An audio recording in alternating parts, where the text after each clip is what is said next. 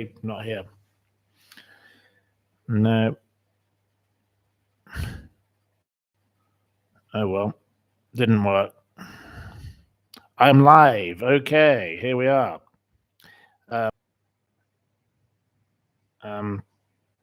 Right.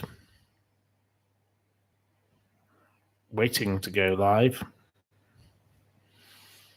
I am live. Right, okay, here I am. I don't know if you can hear me. I hope you can hear me. I'm very sorry about the little delay. There's 14 of you here already. Thank you very much for joining us this evening, whoever you are and wherever you are, and for coming in on this Easter Saturday. You can see behind me, there's a palm tree blowing away like in a gale, and there's a mast of a yacht swaying in the wind, and here I am in my Sean Christopher, my little jacket by him. So the lovely Sean Christopher, a wonderful tailor in London. If you ever need clothes, the first port of call should be Sean Christopher. Aside from Bernard Weverall for the lovely jumpers, you must go to Sean Christopher. So there you go. Anyway, right. Well, there's 36 of you now. You're coming in quickly, and you are here. But I don't know. The signal was not good, but maybe that's down to the wind or the rain or the madness of the world. But anyway, welcome, hello, and welcome to you all. Happy Easter to you all. And I hope you're having a wonderful Easter weekend, and I hope you're eating lots of lamb and Easter eggs or whatever you're into. I just on the phone to a friend of mine from the Sun, and he was stuffing garlic into the lamb, ready to cook the lamb for the evening, he said. So some people like lamb and some people like chocolate. So some people like apples and some people like pears and some people like apples and pears. So, whatever you're into, be into whatever you're into. That's the way of the world, isn't it? Right. Okay. You've just had a curry, says Enigma. Oh, I love a curry. I miss having a curry. I haven't had a curry in a long time, and I'd really love one. I'd love a Chinese also, but I love curries very much. Curries are fabulous food. Oh, yes. I love a decent curry. You're going for a carvery tomorrow, says Keeley. Well, I hope you have a lovely time at your carvery, a Sunday carvery for Easter. Very nice. I hope it's not a Toby carvery, because Toby carvery is an evil company. How dare they pull down that poor tree? What a nasty company they are. Pulling down a beautiful tree that should have lived another 500 years. Shame on them. Shame on them. They're worse than the people who killed the Sycamore Gap. Awful, awful, bad people. So don't go to the Toby carvery. We should all boycott Toby carvery. I've never been to one in my life, but nobody should go to one in the first place. I'm sorry, my lighting makes me look even more orange than I am. I look like bloody Donald Trump. I'm going to turn the light around, actually. So, sorry, I do look a little less tangerine by turning that light around. My God, that was a particularly awful angle of lighting. You never know what you're doing on these YouTube things until it actually starts, because you can't actually judge anything until you start. So there we go. Right. Do I like a vindaloo or a korma? I like a vindaloo and I like a korma. I like both. I prefer the korma, but the chicken korma is not really a traditional Indian dish. It's a British dish. It's an invented British dish, and no, we're very naughty to make out that that's Indian, because it's not really Indian at all, is it? It's invented in bloody Britain. So there we go. Yes, how's Lady Min today? She's in the background. I don't know if she wants to speak. Does she wish to say hello? Hello. She wishes to say hello. Would you like to say how you're feeling? Little better. She's feeling a little better. That's how she said she feels. A little better. So there we go. So that's the word from her. Right. Okay. You've just had a curry. Yes. Very good. More curry. Well, I wish I could have had a curry. I love curry. I just love everything that goes with it as well, and the poppadoms and all the rest of it, and oh yes, all of that, lovely. But unfortunately down here they don't really do that, and they're not very good at Chinese. I haven't found a good one yet, but I'm told there is a good one, but I haven't been there yet. But we've been to a lovely restaurant today called Le Salin, absolutely wonderful on the water side. You normally go in by boat, but the weather wasn't permitting today. So, we did valet parking, which, it's very American, valet parking. But it's a fabulous place, and the family that run it are one of the most lovely families in the whole of the coast. They are absolutely delightful, and they were absolutely hospitable. And we had a lovely, lovely paella, and it was a delight. So now my lighting has gone all weird again. This lighting is bizarre in this house. Sorry, I look like I'm looking even worse than Donald Trump. So I don't know what to do. Should I shine? No. If I shine it that way, it makes it even worse. Right. Okay. This light's now making it worse. Anyway, never mind. So anyway, right. Chin chin to men. Yes, there you go. Chin chin to men. That's what they say. Yes. She says, cheers back to you. So thank you. Very nice. Right. Okay. Well, there's 68 of you here. We're only just beginning. It's only 8:10. We'll wait for a few more to arrive, and we have a couple of topics, and they are breaking news topics because I've spoken with the horse behind the mouth of the organ in every case. So we'll talk about those things, and then we'll do a little bit of a quiz, and we can talk about lots of other things. So whilst we're waiting for a few more of you, there's more of you coming in. There's 70 of you now. Thank you. And right, okay. Time for a few questions from you to me. Let's have a few questions whilst we wait for the people to come in, because it's better we wait for the people to come in. I want at least 100 people before we even start to talk about a topic. But so, right, okay. Any questions? Not on the topics that are mentioned, though, because obviously we're saving the topics for when everybody else is here. So anyway, any questions? Right. Okay. Thank you for your kind comments about my appearance. I don't think I look that particularly great, but it's very nice of you to say. That's nice. What did I have for dinner? Didn't have dinner. I had lunch. I had a lovely lunch of paella on the coast in a wonderful restaurant called Le Salin. So if you're ever in the south of France, go to Le Salin. It's near a place called Ramatuelle. It's a fantastic place to go. And yes, you have to do valet parking. It's quite expensive to park your car if you want to park. You obviously can't just park your car. You have to pay. But it's a lovely place, and they look after you wonderfully, and they're very, very kind, and they're very, very decent people. And you get civilized people there as opposed to naff trash that you get down the coast at all these Club 55 type places, which is nothing wrong with the place. I like it there as well. But you don't get the Tamara Ecclestons there, because this is a bit more of it's a bit more distinguished. I'm sorry to sound like a snob, but that's exactly what it is. It's a class place rather than a brass place. So that's how I would define this restaurant. It's a very, very civilized, sort of lovely, old-fashioned, decent kind of place. It's something more like you'd find in The Talented Mr. Ripley, as opposed to, that man who crashed the boats, and what was he called? I forget his name. The awful man. The one played by Leonardo DiCaprio. The one who was the brash man who's boat sank. I forget his name. Anyway, it doesn't matter whatever his name was. He was ghastly. He was vulgar and ghastly, and he's a bit of a Tamara Eccleston. Let's be honest. He's a male version of that.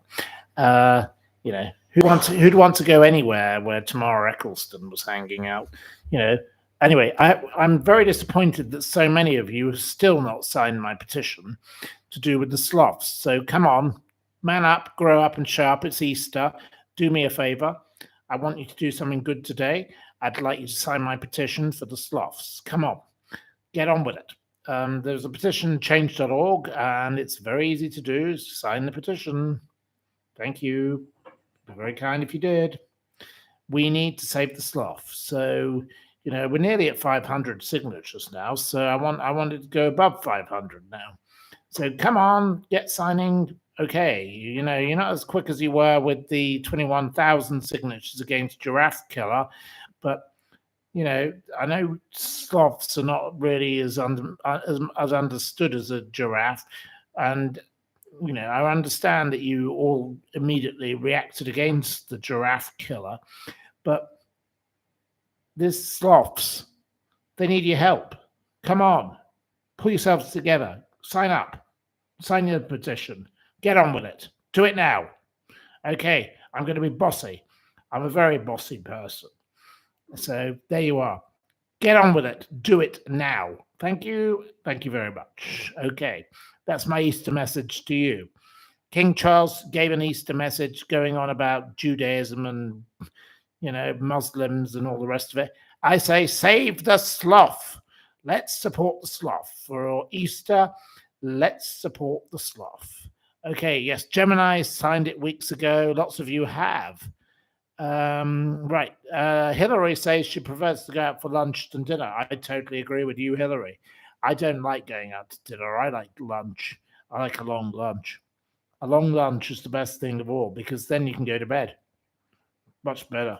Much easier. Not only do I have to do this program, so, and other things. So there we go. Stevie D says The Talented Mr. Ripley is one of your favorite films. Well, it's a lovely film. I thought it was a fantastic film. I think the novel by Patricia Highsmith, who wrote it, of course, was far better. I enjoyed the novel far more than the film. But Patricia Highsmith was a very, very strange woman. She used to carry around snails in her handbag. She was a very, very odd woman. And she was a lesbian, and she tried to do all sorts of bad things to other female lovers. And oh my God, she was a complete nutcase by the sound of it. She was not considered a very pleasant woman. She was deranged, let's be honest. She carried snails around in her handbag. Weird. There we are. Anyway, there we go. Okay. Who the hell would kill a giraffe? Only an evil person. That's my answer to you. Awful. Why would you want to kill a giraffe? It's a terrible thing to do. And that's what Merelise Van der Merwe wanted to do. And what she did. Sorry, not wanted to do. It's what she did. And her husband paid for it for her. And then they took photographs of her tearing its heart out. Can you imagine being so sick as her? Someone should tear her heart out because she's a piece of filth and a piece of scum. She's evil. She's vile. She's ridiculous. She's sick in the head. She's one of the most revolting things on the entire planet. And then she tried to use the music. Well, that's where I caught her out. And I got her banned for copyright fraud. That's how I caught her out. I'm not stupid. I can think of a plan. And she used music to accompany her video. So I wrote to the artist. Easy peasy to get rid of her. Because she's breaching their copyright. She shouldn't be using their music in the first place. So bye-bye, Merelise. Bye-bye. Hope you have a nice little life, you stupid, evil, massacring bitch. You murdered that poor giraffe for Valentine's Day. What a sick, evil thing you must be. She is revolting. She's a piece of turd. She is disgusting. There is no word that could be said about her that's nice. She is a scumbag. She's revolting. She's a piece of dirt. She's a piece of detritus.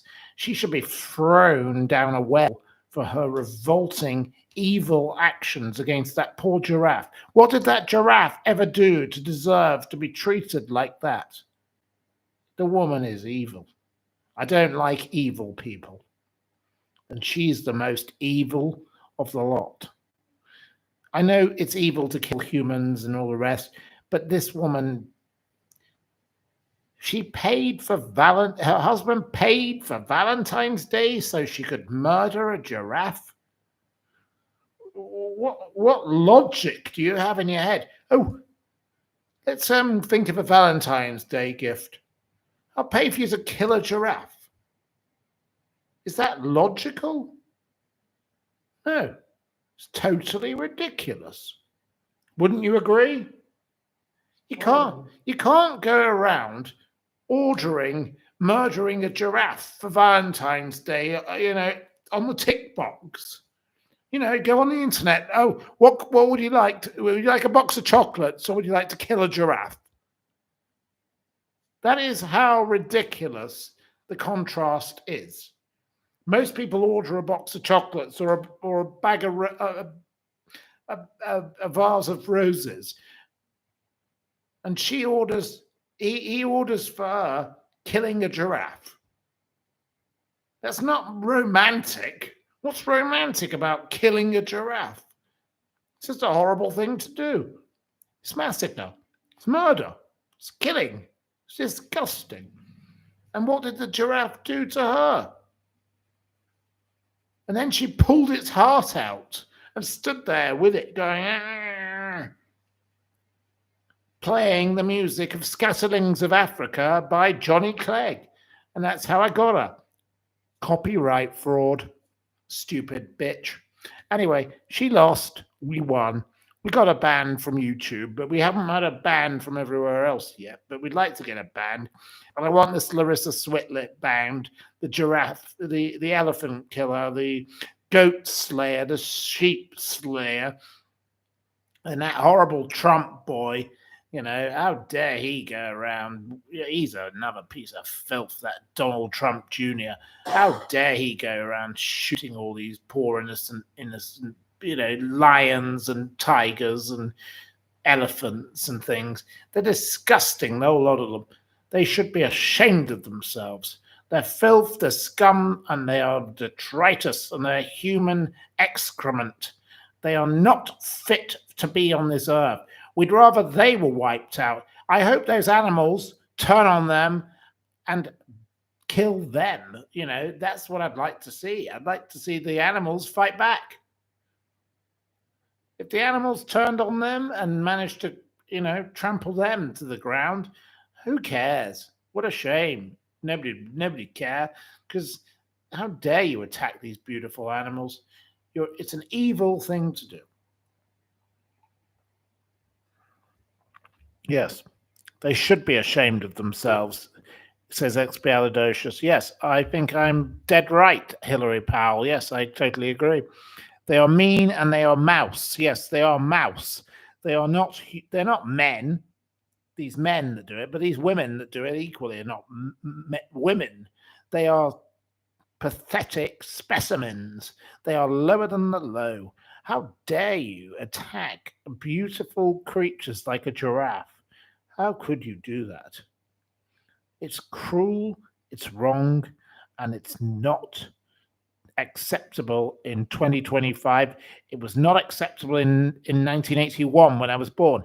It's not acceptable anytime. It's totally wrong. Shame on them. Disgusting. They need to man up and grow up, Lee Fern says. I totally agree with you. Well said. Wonderful comment. Totally agree. Right. Sean Atwood is here. Yes. Thank you very much for coming in, Sean Atwood. Hello, Sean Atwood. I don't know how I can add you to the program, but it's nice to have you here, Sean Atwood. Very kind. Thank you. It's nice that you come and watch my program. I don't know. I've no idea about the technology, but I'm glad you like my jacket. Yeah, a lovely jacket from a man of your who shares a name with you, but it's spelt differently.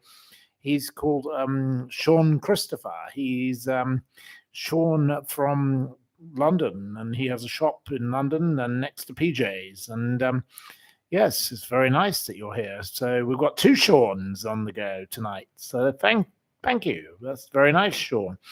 Right. Cuddles for Ziggy. Yes, hello to Ziggy. Yes, the lovely Ziggy. Thank you. Cheers to Ziggy and cheers to Sean and cheers to the other Sean. Thank you. I don't know if the other Sean's watching because he tends to watch sometimes. There we go. No, so I'm going to talk a bit about the Julia lady because obviously Sean knows a lot about that. But not much. I'm not going to say much about that because I don't know much, but I know a lot more about the Jeremy Bamber case because, of course, today there has been a huge development in the Jeremy Bamber case from yet another article, a wonderful article by Simon Hattonstone in The Guardian. There was a fantastic article in the New Yorker back in last year. And now there has been one in the last week in The Guardian. So, I spoke with the spokesman, Philip Walker, for Jeremy Bamber campaign team just now. And, everybody is interested. Last Thursday, there was meant to be a review of the case by the criminal cases review team, and Mark Newby, the lawyer, has not heard anything yet. He's going to be chasing it up on Tuesday, I've been told. So, why is everybody so interested in the blessed Lucy Letby? The pain in the arse that is Lucy Letby. I think she's disgusting. I think she's a disgusting scumbag. I think she's going to get away with it, by the way, because I think, middle class, white, and all the rest of it. If she were black, she'd be let off. Lucy Letby, the baby slaughterer. Everyone's going, oh, she should have the Criminal Cases Review Commission on her case, and they should all help her, and everyone should do something to fix it for Lucy Letby, the lovely Lucy. Well, maybe. Maybe not. In my case, definitely not. Lucy Letby is a baby slaughtering, murdering, revolting piece of scum, and I will never ever believe that she was innocent. I believe that these poor families should be left alone. Not everybody who is convicted of crime is innocent. And in her case, she's as guilty as fuck. That bitch needs to burn in hell for what she did to those poor families, taking away those poor people's chances. Those children could have become doctors. They could have become professors. They could have become taxi drivers, whatever they wanted to be. They never had a chance because that woman who wrote in a book, I did this, I took this, she wrote it all down. And yet all these morons like Nadine Dorries, you're a dork. You were always ghastly. Every time I met you, I thought you were horrible. Peter Hitchens, I only met you once. I had lunch with you at the London School of Economics when I was at university. Your brother was a fantastic, wonderful gentleman. You were absolutely ghastly. And that awful, ghastly MP, wannabe nobody, David Davis, pathetic wannabe leader of the Conservative Party, you stick up for a baby massacre and creep. Lucy Letby was filth.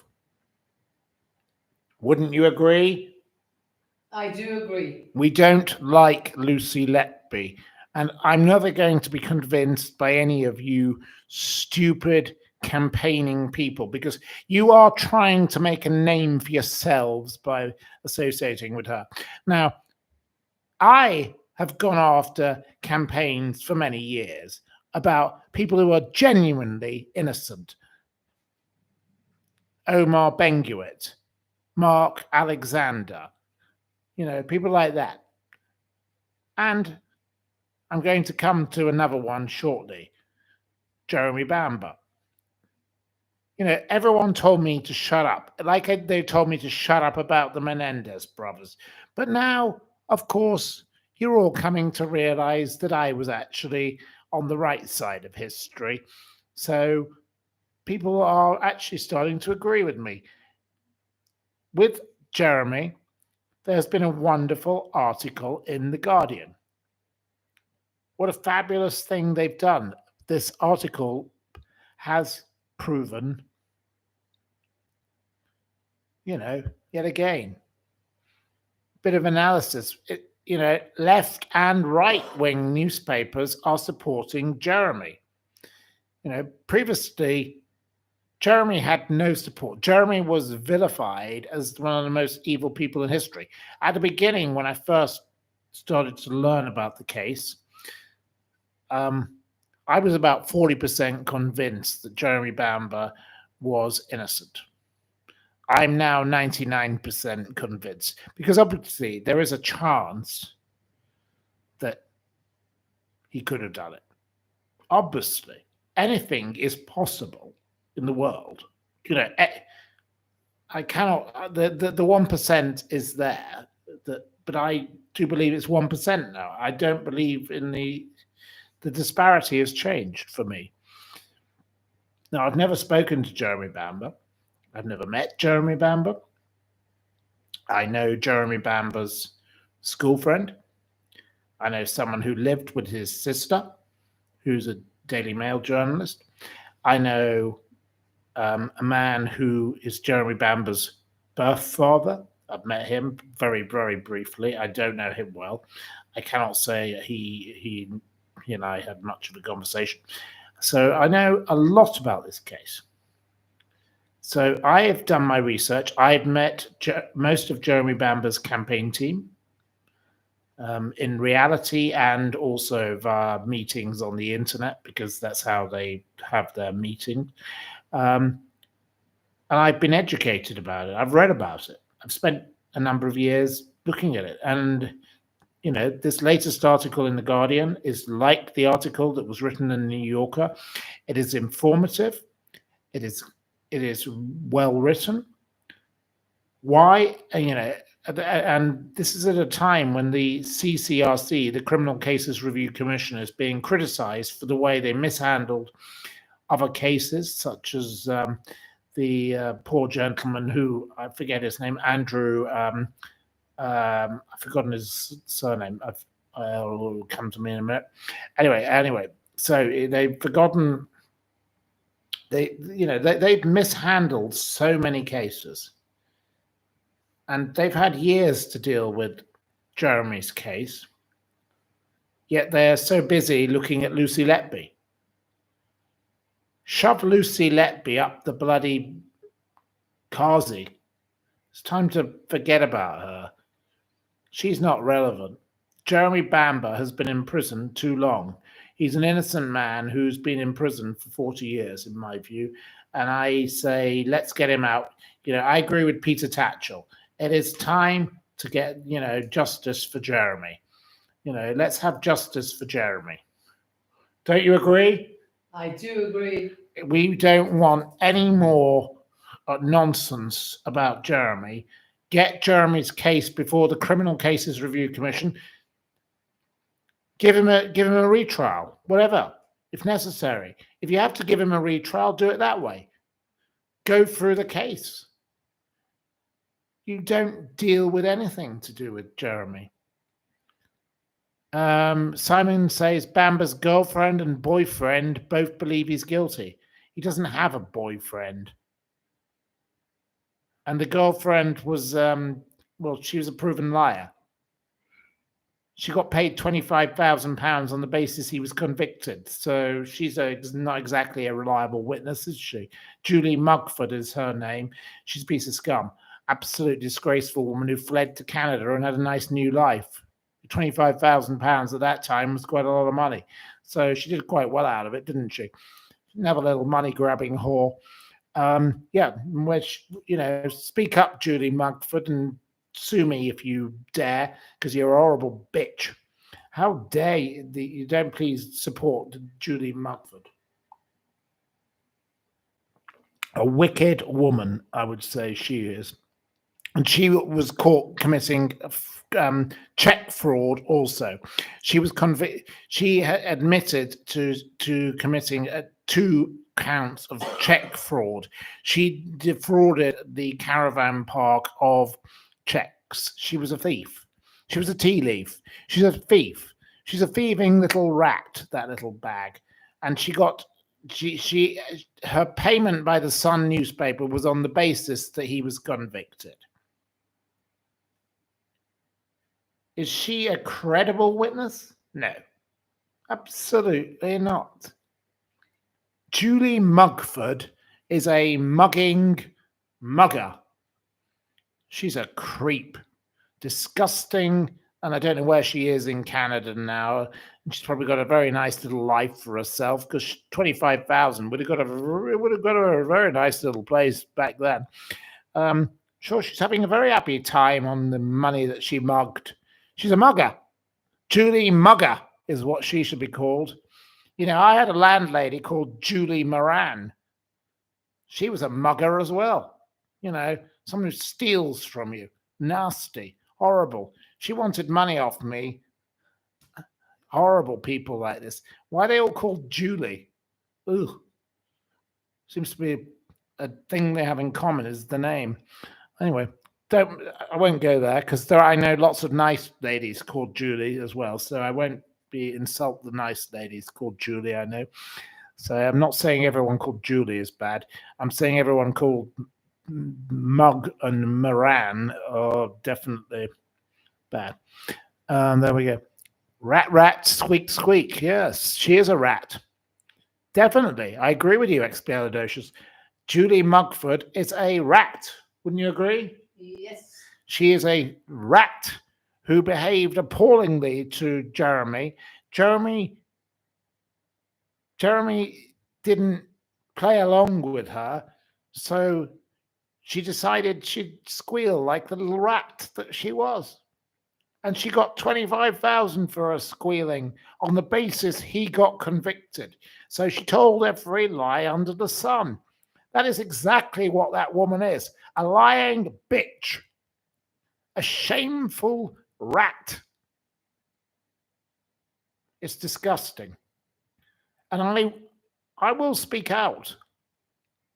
Jeremy Bamber is now getting a hearing that he truly deserves.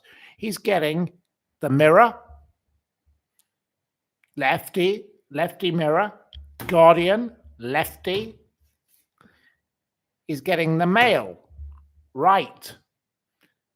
He's getting all sorts of papers that never ever supported him before, because obviously, he's the child-slaying villain. They've all changed the tune because they've realized that Essex police framed him. Who else did Essex police frame? The Range Rover murders. Dr. Jones case. What did they do with that mess up? What did they do with that?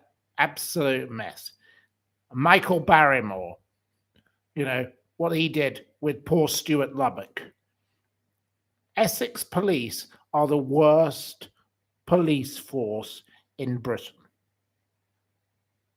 They don't police properly. They don't do things properly. And I have been calling this out for years. Number of cases. And then there's plenty of others. There's a man called the Upsetter. He has a kind of newsletter. I can't read all of it because you have to pay for some of it. I'm not paying for it. But he calls out Essex police all the time.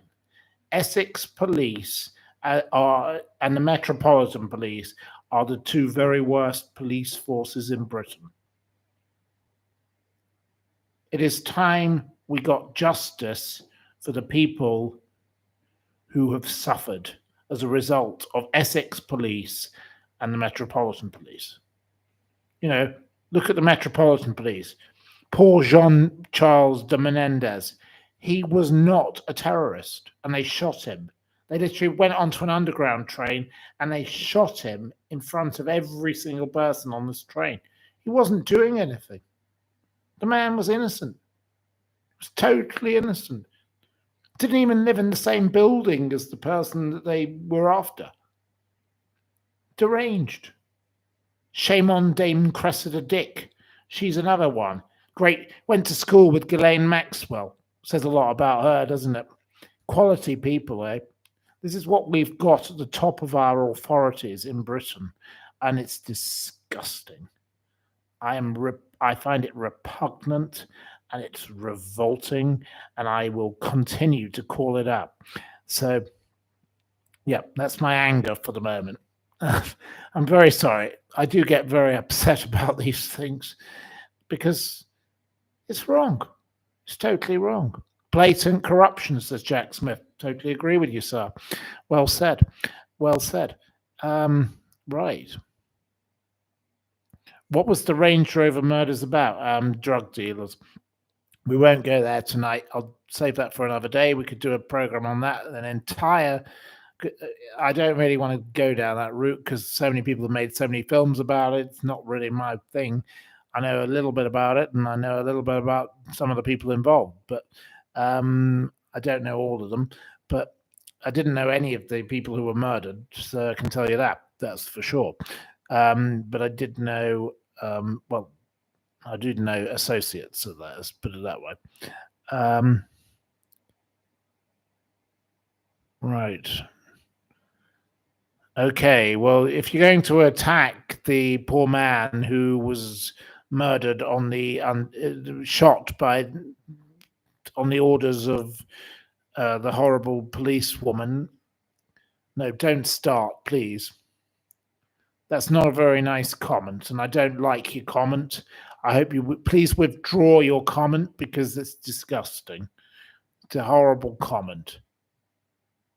He was not employed to do anything. That man was an innocent Brazilian man, and he was shot because it was a mistake. Yes, I will admit it's a mistake, but how dare you accuse him of being what you are saying?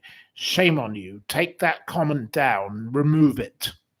I want the comment by Simon Coates removed, please, by somebody. If there's somebody here to remove it, please remove it. I don't like the comment.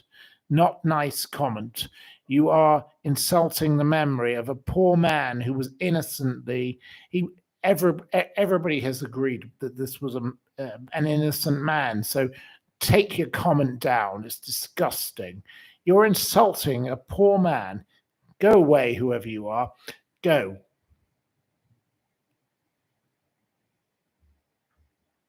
He wasn't an electrician to wire cables for them. No.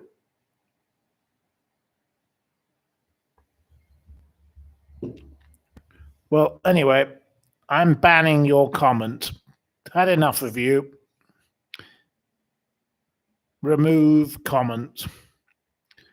I don't know how to do this. I'll try. See, I don't know anything about technology. I'm useless. I need to have someone. Right, that's gone. Right, I'm taking your other comments away as well. Yep. No, not having any more of that. Go away. Don't you dare insult the memory of a poor man who was an innocent victim of Dame Cressida Dick, the lesbian. You know, unfortunate name, Dame Cressida Dick. Daughter of the man who taught Ghislaine Maxwell, who went to Oxford with school with Ghislaine Maxwell. lovely people, class, but no, don't you insult that poor man's family. That man was an innocent victim, and it was tragic what happened to him. But the Metropolitan Police, Dame Cressida Dick's head should have rolled then. She should have been fired as the chief of the Metropolitan Police back then. She is a piece of filth. She's a piece of scum. She should not be a dame. She should be thrown in a ditch. Ditch Dame Dick. Dame Dick, throw her in the ditch. That's what I say. Horrible, evil woman. Nope, don't like her. I'm sorry, I'm not having any tolerance of the abuse of that poor man. What did he do wrong? He was shot in error.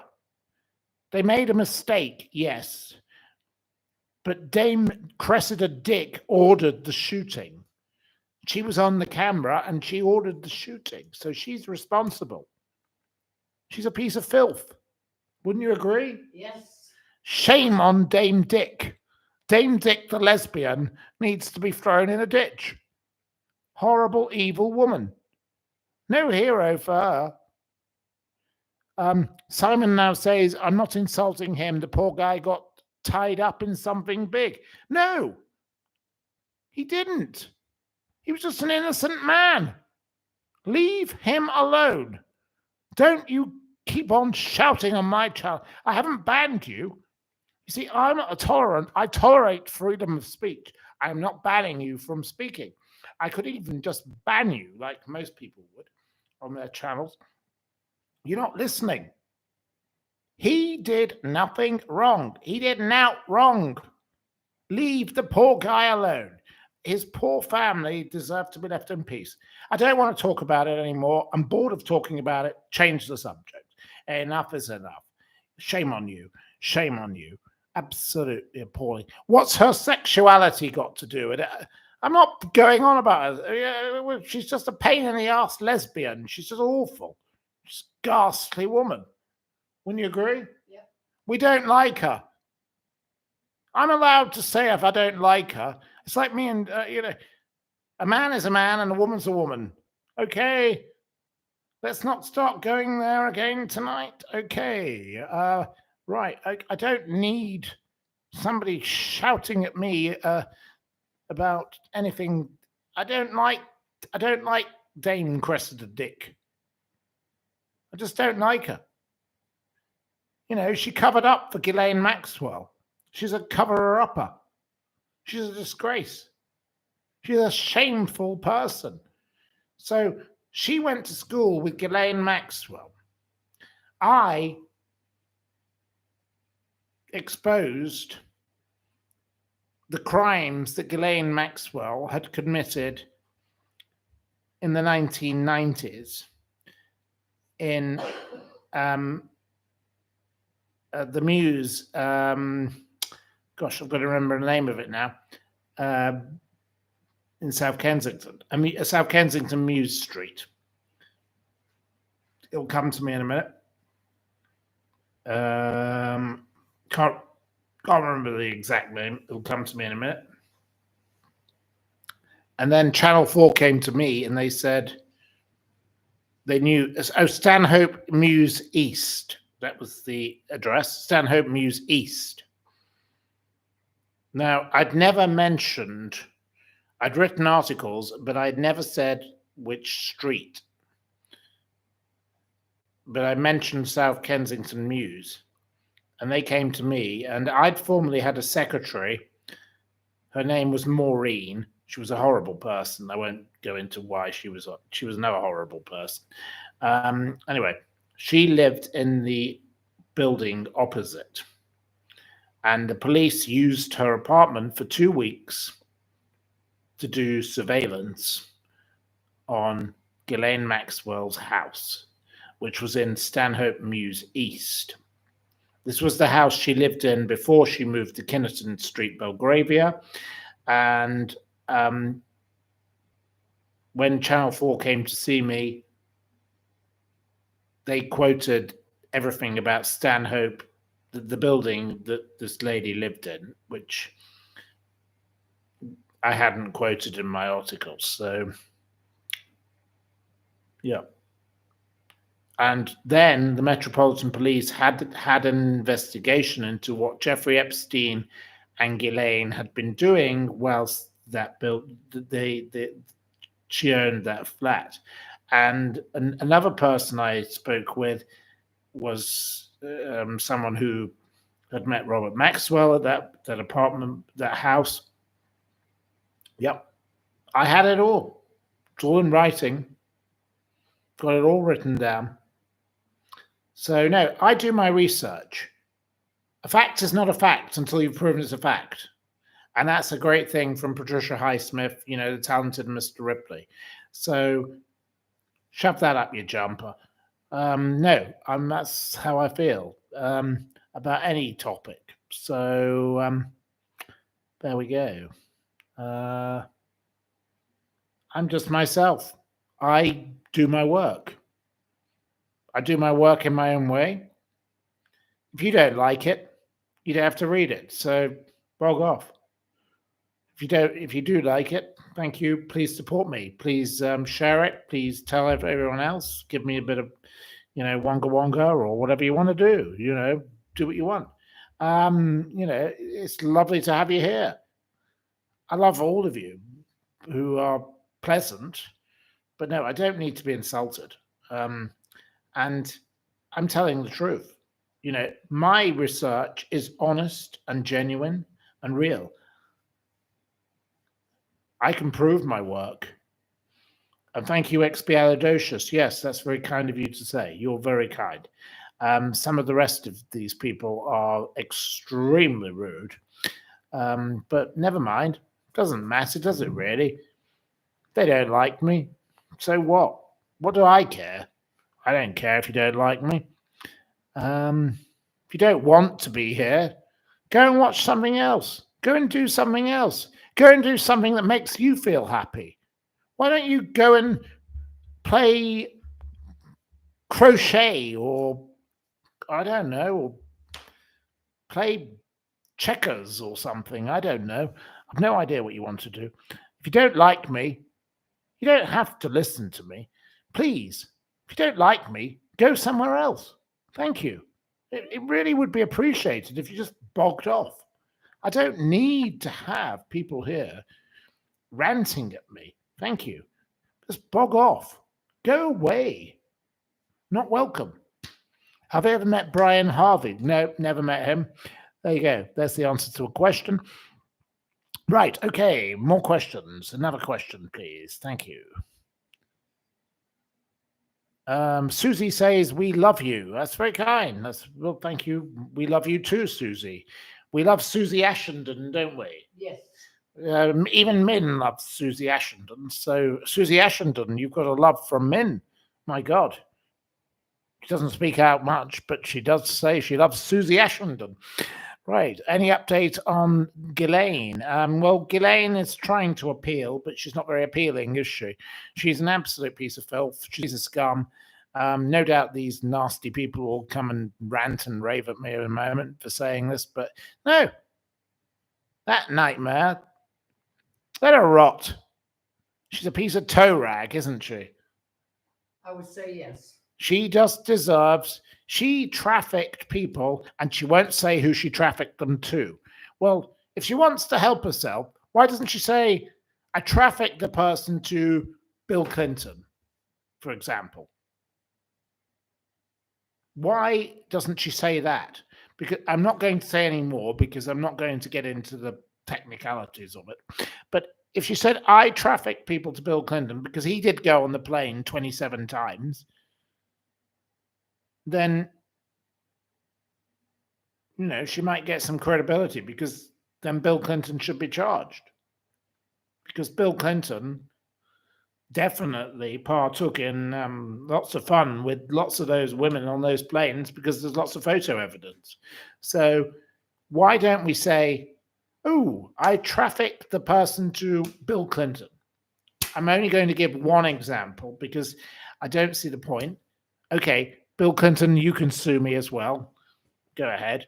Lots of fun that would be. That would be fantastic, actually. because I've got no money. So it'd be great fun if you sued me. Wonderful. Yeah, no.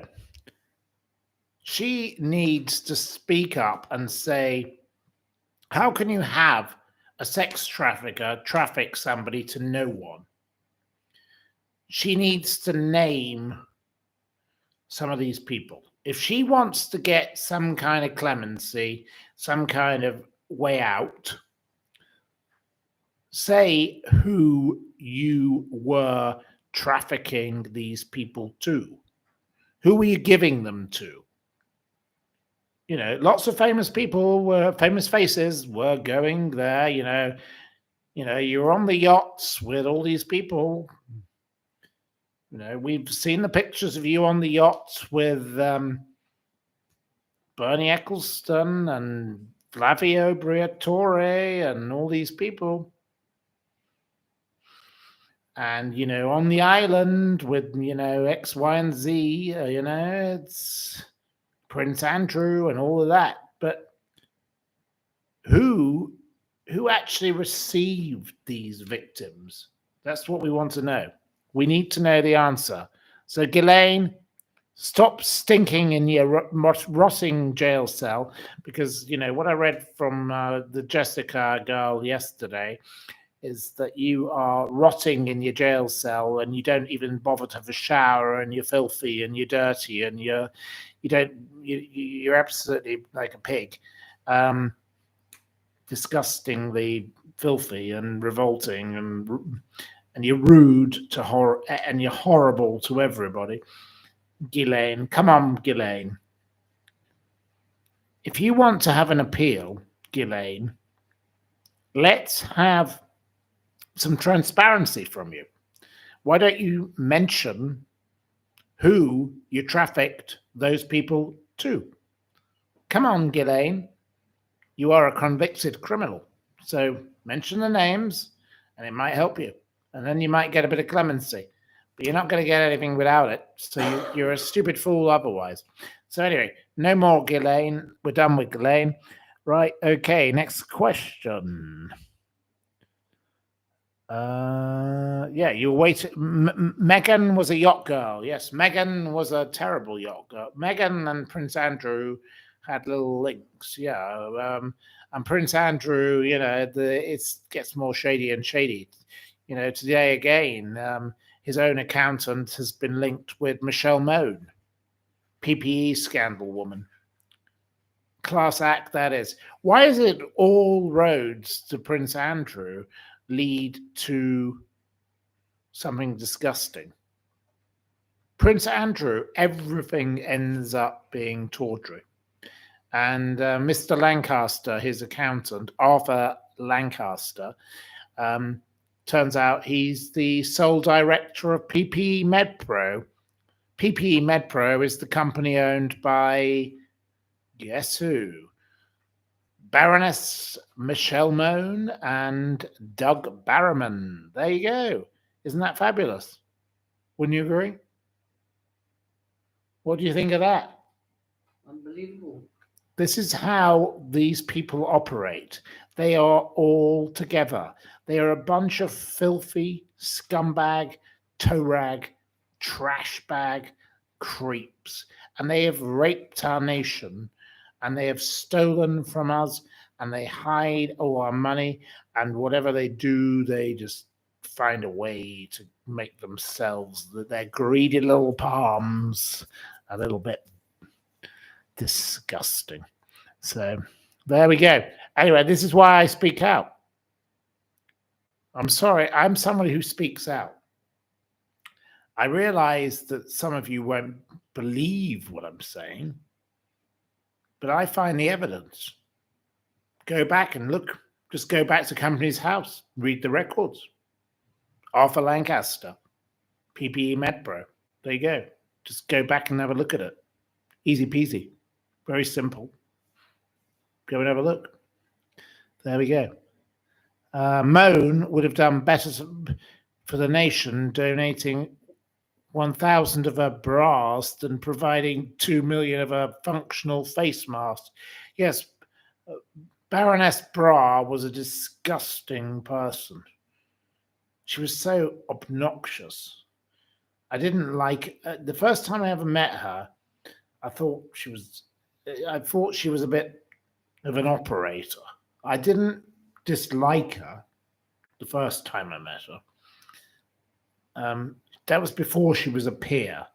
I met her long before David Cameron put her in the House of Lords, and he shouldn't have put her and that awful Baroness Brady, Baroness Dildo flogging associate, in the House of Lords. The pair of them, who both lived in Belgravia, Mayfair and surrounding areas, awful people.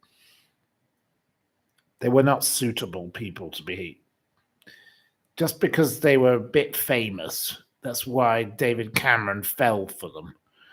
He was a moron. He really was completely tricked by them. But he seems to have been very capable of being tricked by lots of other similar kinds of things. So he's obviously a complete imbecile, that man. But it was a disgrace. Not suitable. Right, okay, next question. Any more questions? Right.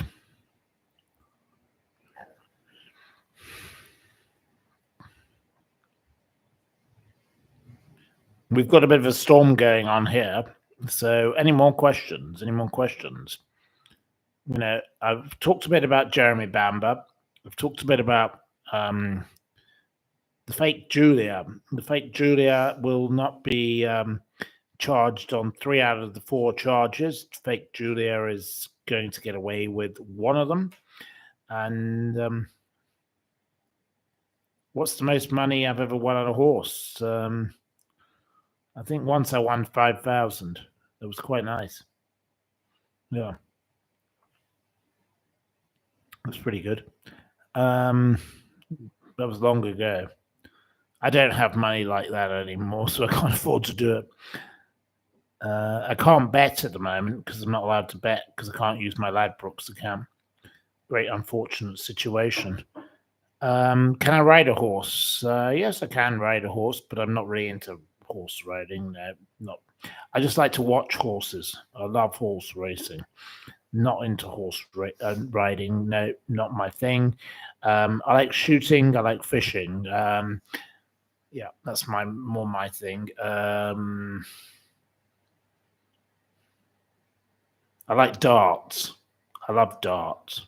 Yep, love dart. Yep. The magnet. Do I miss the magnet? Yes, of course we miss the magnet.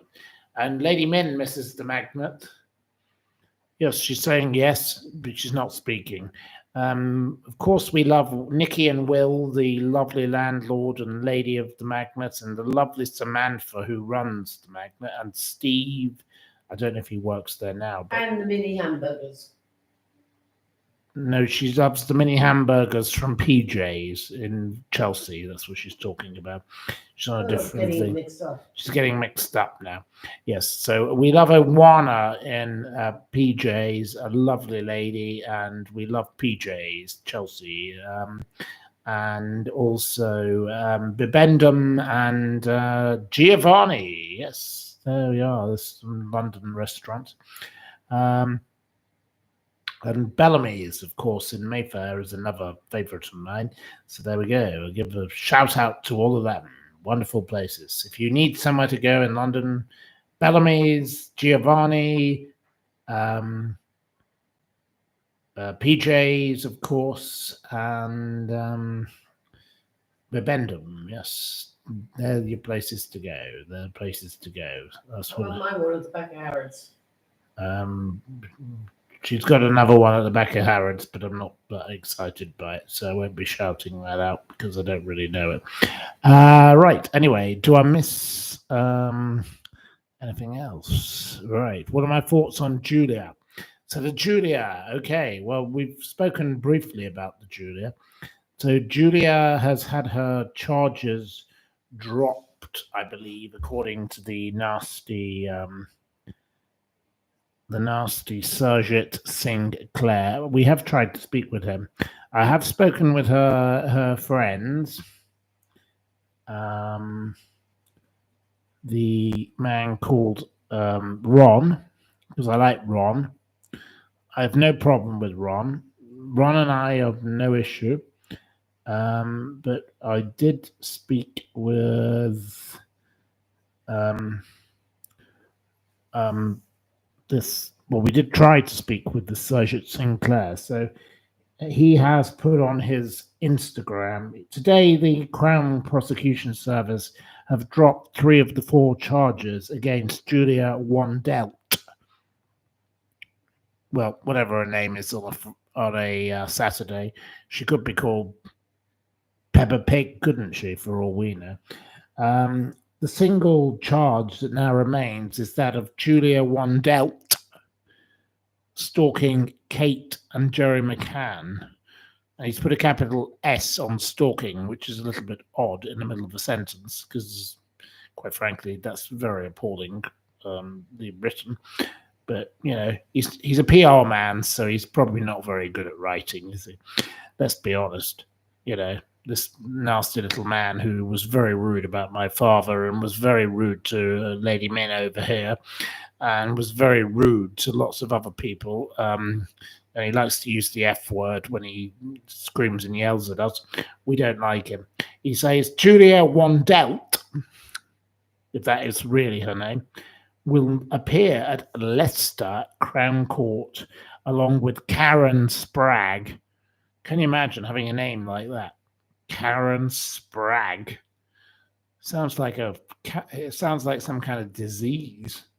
Mrs. Spragg, and she was the one that appeared at the court with her Crocs and her tracksuit. Ugh, she's from Cardiff. Ugh, she's disgusting. Mrs. Spragg. Anyway, Mrs. Spragg and her will appear on Tuesday, the 22nd of April, 2025 at 10:15 a.m. when both of the ladies will also enter a plea of not guilty, which is written in capital letters. He seems to have no idea about how to use lettering, capital letters. He's a complete twit, this man. But he is a bit thick. Sarjit Sinclair is his name. I shall be attending court also, he adds. Ooh, isn't that nice? So lovely, isn't it, that he's going to be attending? Woo, we're all so happy to hear that Sarjit will be at court. Oh, whoa, it's like having the princess arrive, isn't it? On that day, he says, a trial date for Julia and Karen will also be set. He talks as if it's some kind of Coronation Street drama. The man is a complete Burke.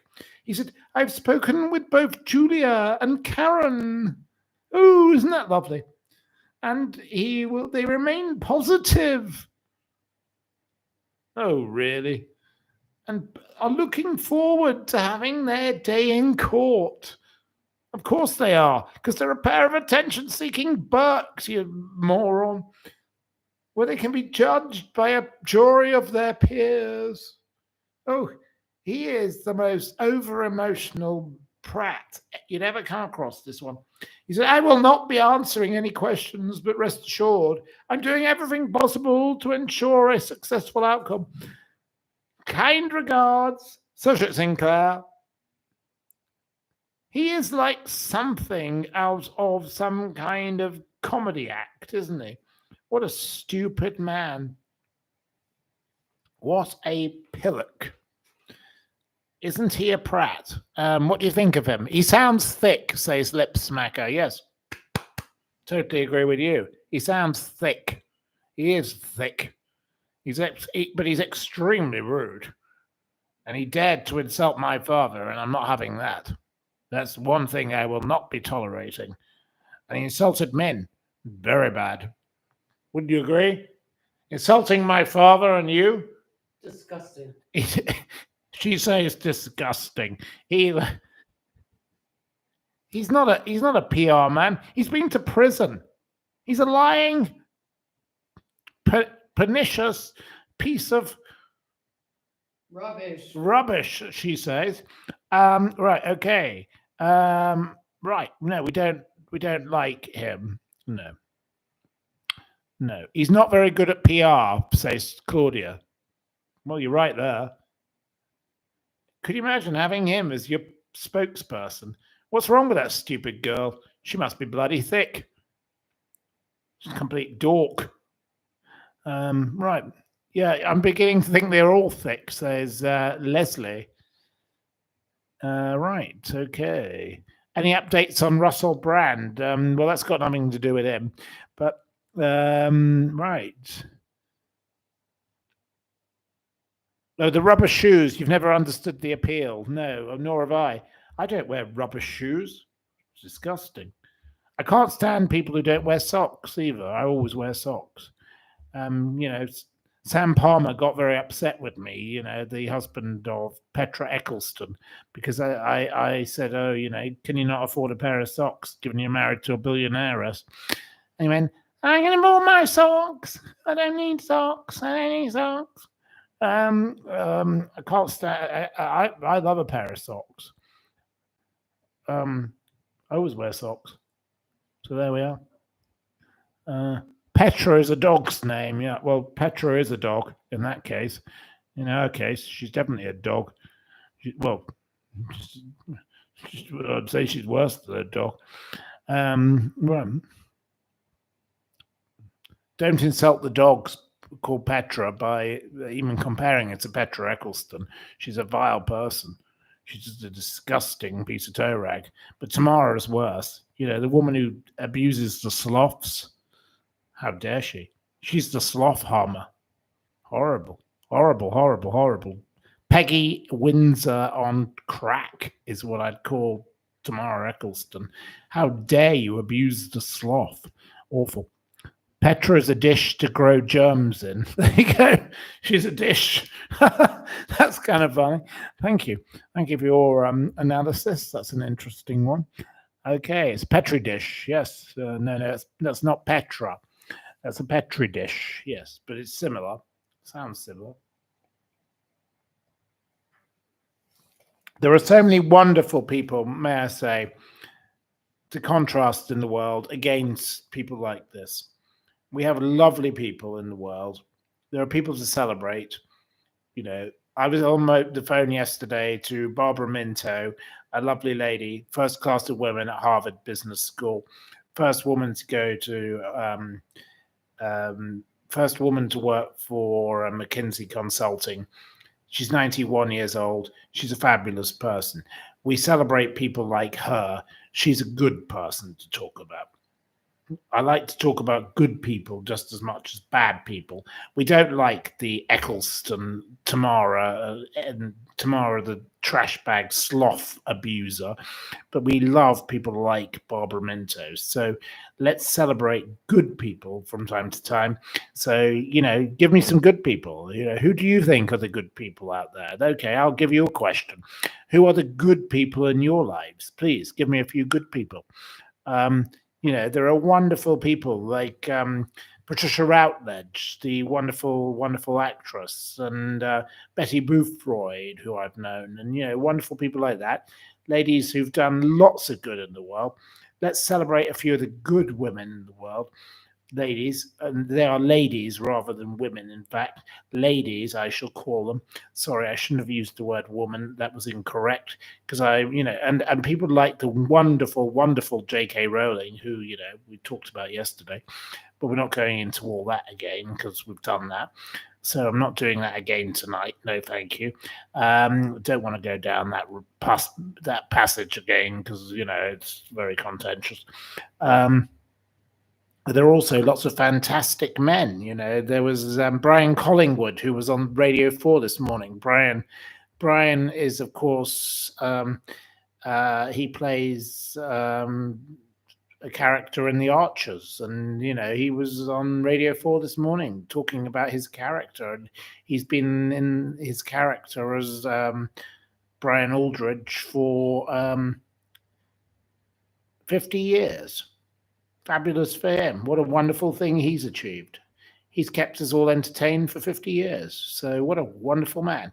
Well, he's kept me entertained, not for 50 years, because I'm not 50 years old, but it's wonderful that he's been in the Archers for 50 years. And of course, he was married to the lady who played Shula in the Archers. So there you go.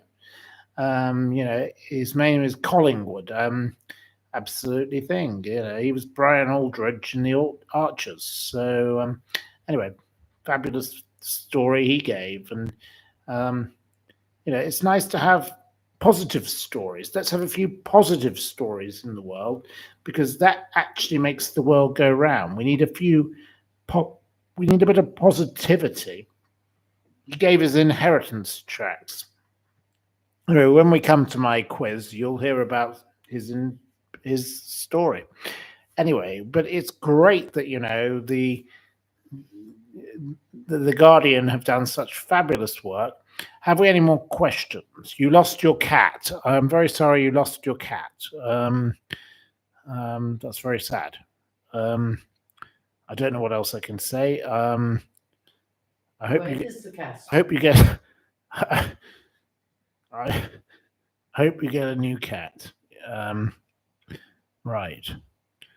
Yvonne has lost her cat too. Right. Okay. Right.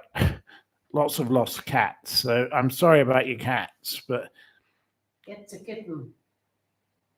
Maybe buy a new cat. That might be a nice thing. Or go to a rescue home and get a cat. That might be support the rescuing of cats that already exist. That might be a nice idea.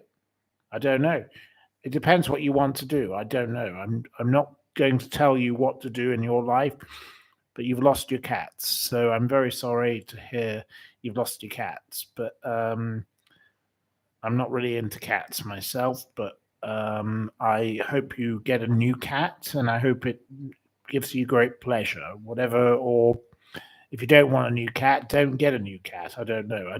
I don't know what to say, because I know in this kind of situation, you can't say the right thing. I've been told this before. We've done this. We've been through this situation before on this channel when I gave advice about go and buy a new one. And I was told to shut up. So I better not say too much. Don't you agree? Yeah. It's up to you, whatever you want to do. Get a kitten. If you want a new one, get a new one. If you don't want a new one, don't. If you want to treasure the memory of the existing one, treasure the memory of the existing one that's no longer more. I don't know what I can say. I know whatever I'm going to say is going to be wrong in this situation. So I won't say any more about buy a new cat, because I did this once before and I remember being shouted at, and that wasn't very successful. It wasn't my fault. It's just, I don't know what to say. I just said buy a new one. But obviously you want to cherish the memory of the old one. So I don't know what I'm meant to say. So it's better I don't say anything at all on this subject. Right. Okay. So I won't give any advice on buying a new cat or whatever you do with the old cat. Anyway, right. Okay. Condolences. Yes, precisely. Condolences is the word that covers it. But I've already said that. I'd already said that already. So I said, I'm very sorry for the loss of your cat. So I can't really be expected to say any more about that, can I? So no, that is not fair. So I have already said condolences. Right, it looks like I need another drink. I don't know what I did with the bottle. Oh, well. Oh, it's here. Right, I need a bit of a drink. After that lecture, I'm having a lecture. So anyway, never mind. It doesn't matter. Cats can come back weeks later. Yes, whatever. So let's leave the topic of the cats. I think we've done with the cats. I can't do any more about your cats. Your cat could be at the end of the garden, but your cat could be in Crimea. So I don't know where your cat is. So I can't really. Please don't start ranting at me about your cats. I'm very sorry your cats have died in the cases of the ones that have died, but I cannot solve the problem of the cats, can I? So, what am I meant to do about it? No. Sorry. No. Don't you agree? Could have been eaten by the dog next door. Right, okay. Cheers to you all. Cheers to me, and cheers to me if we disagree. And that's how I feel. I'm not going to talk about cats anymore. Next question. Let's have another question. I don't want any more about cats. I've had enough about cats. I personally don't have a cat, and I don't think I ever will. So there we go. Anyway, next question. Okay, it was close. Cat close. Yeah, okay. Sure, listen to that. The wind is getting worse, and the violence of the storm is getting worse. Thank God I closed all the windows. It's not very pleasant here. Woohoo! Right, okay. What's my thought on Peter Andre's new film, Jaffican? I don't know what Peter... I do know that somebody I know is making a film with Peter Andre. But I don't know what it's called, so it could be that film. I don't know, but I don't know anything about Peter Andre's film. I don't think a highlight of my life is to watch a film with Peter Andre, to be honest. I like Anthony Hopkins. I love Emma Thompson. I love Stephen Burkhoff. All sorts of people. Lots of great actors and actresses.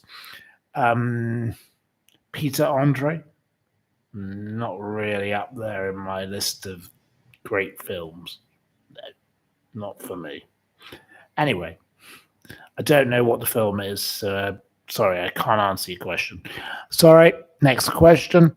You've just had a Cosmopolitan. Oh, well, there you go. You're very cosmopolitan. Lovely. Hope you're enjoying it.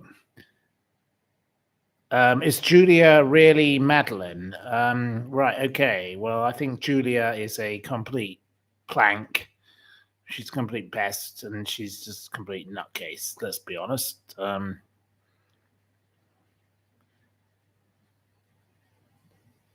She's not even the same age, so how can she be Madeleine? Complete load of rubbish.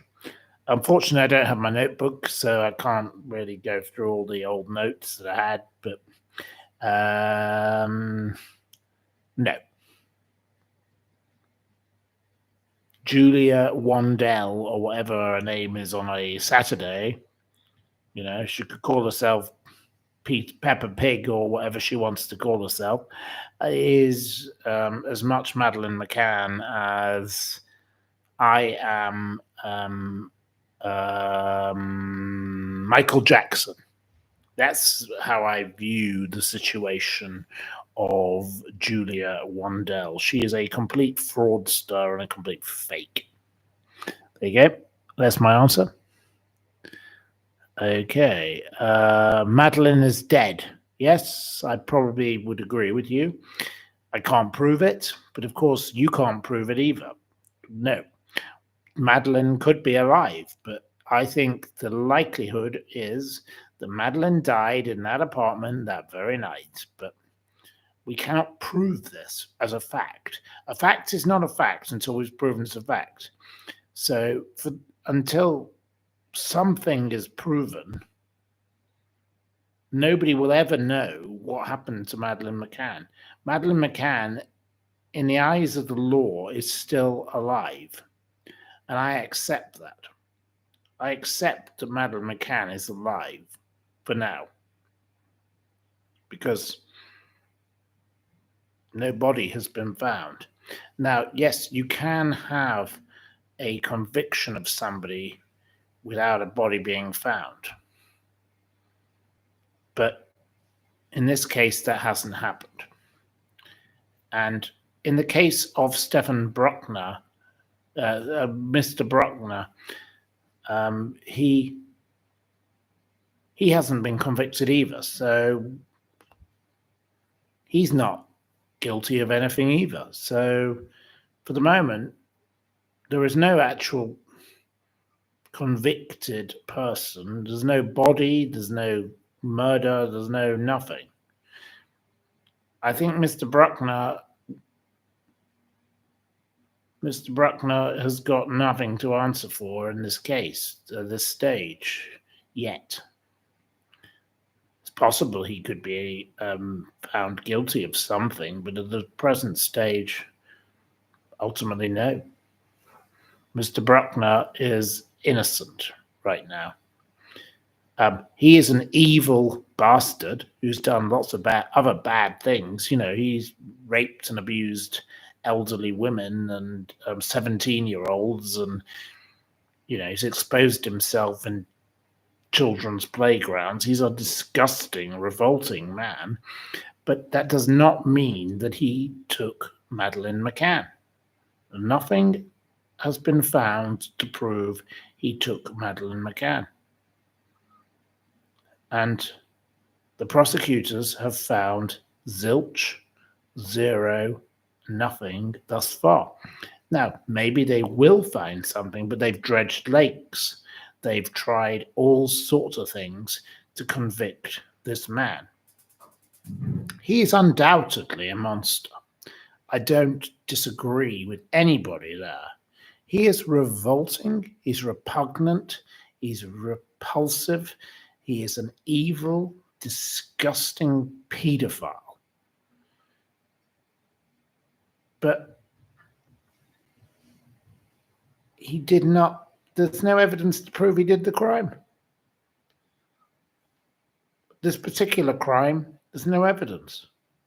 So you can't go around convicting people of crimes they didn't do, because that would make justice completely ridiculous. He is undoubtedly vile, but nothing has been found that proves he took Madeleine McCann. And this fake Julia, and the other one, the American one, who's also claiming she's Madeleine McCann, and all these others, there's loads of them. There's actually loads of them, but these were the two that get the publicity. What about other missing children? So, in the lockdown, I was in a churchyard because my mother fell over and broke her leg. So I was stuck during the first lockdown with my mum in Suffolk. And there was a lady in a churchyard, and I had to walk my mother's dogs because my mother has lots of animals. My mother likes animals. She collects animals like ridiculous. She collects garden things and animals. That's what my mum's into. So I had to walk all these dogs. I got in this churchyard, which was the way I went on my walk, before I could let the dogs off to run in the fields. And there was a lady crying, and it was the beginning of the lockdown. I didn't know what to do because I thought, well, should I go near, because you're not allowed to speak with people? Anyway, this lady who was crying, she said to me,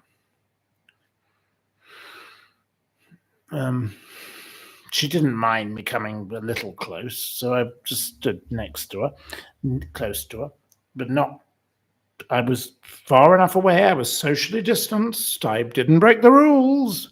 So before you report me for being a naughty person, I didn't break the rules. She said, I'm here because I come here to think of my son. I said, oh, I'm very sorry. What happened to your son? And she said, oh, well, my grandfather is buried here, and my father is buried here, and whatever. I said, but what about your son? She said, oh, well, my son, I come to think about him. And she said, well, my son vanished. So her son also disappeared, a bit like Madeleine, but he was a bit older. And this boy literally went out to a party. His name was Luke Durbin, and Luke went to a party and he never came back. And she used to go and sit in the churchyard to think about her vanished son. And now she works for the Missing People charity. And she said, why don't I get any help for my missing child? And that's what most missing parents who I talk to say. They say, I'm not going to go on about that case anymore, but I'll just say, every one of them,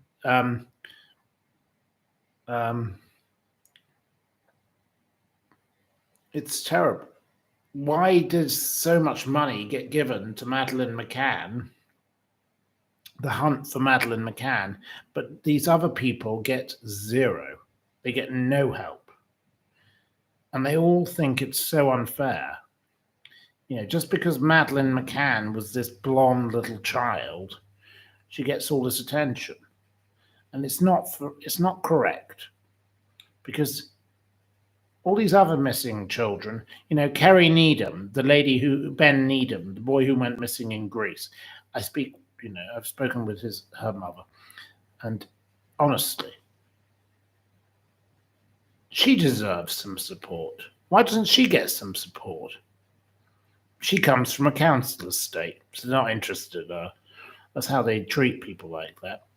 It's horrible. It's absolutely wrong that we do this. But here's Victoria Haig, my wonderful friend Victoria. Vicky, we love Vicky.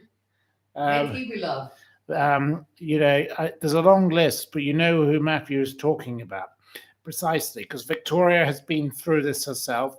Victoria's had parental issues with her husbands, and Victoria is an amazing lady who was a jockey and racehorse trainer, and she is a racehorse trainer. She's a superb, wonderful person, an absolute inspiration. We love Vicky. Adorable. Lady Mensah is adorable. There we go. So we love our Victoria. So happy Easter to Victoria. The best of the best. Leslie S. Yes, Luke Durbin. I really, the things I went through with Luke Durbin's mother, honestly, what a poor lady. But what a courageous lady. She now works for the Missing People charity, and she's lost her own child, and she's trying to help other people get their children back. And every time there's a body found in a river near where she lives, people say, oh, it could be your child. And of course it isn't. But God knows what happened to poor Luke. But Luke went out for an evening and, he vanished. And, the horrible taxi driver, I will blame him. I'll say, what a nasty man. Because the boy went to the taxi station and he said, I've only got £5.50 or whatever. And they said, well, you need £6.50. So they said, we're not taking you home. Well, couldn't they have just taken him in the taxi and made mum pay at the other end? It would have been better. But no. He then walked down the street and there was a Volvo with fake number plates, and that's probably how he vanished. Then there's that poor army guy, the RAF officer, I forget his name. He vanished as well. Yep. Where did he end up? God only knows. Same area. Lots of strange things went on in that area. And that's where my mother had a house in Suffolk, and my God, awful. This supposedly beautiful Constable country, beautiful area of England. Lots of vanishing men.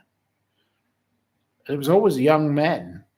So I think there may have been a serial killer operating in that area at that time. I do, actually. I do think that could have been the likely answer to the story, is that there was a male serial killer. I don't know. They were all of the same type, and they all vanished. They just vanished. And they were all young and very, very young, and they were not reprobates. They came from respectable backgrounds. So maybe that could be, I don't know, maybe that's a story, but I don't know. It's not my story to investigate because I don't know enough about it. But serial killers can operate over a number of years, and that's what they tend to do. So, no bodies have been found of these people. So maybe that is a story. I don't know. I'm sure other people have talked about it. It's not I'm probably not the first to make the theory about it, but awful.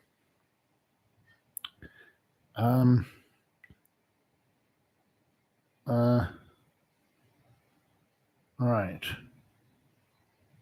Okay. Right. Next question. Any more questions? Right. There's 179 of you here. I think it's time to actually liven it up and have a quiz. Why don't we have a quiz? It might be a bit more fun. I think that's a bit more necessary. For the quiz. Oh, she wants more wine, of course. Well, we're getting wine requests in the background. I don't know why she didn't have enough wine in the first place. I gave her 2 glasses, but there we go. Oh, God. Give me the glass. It's easier.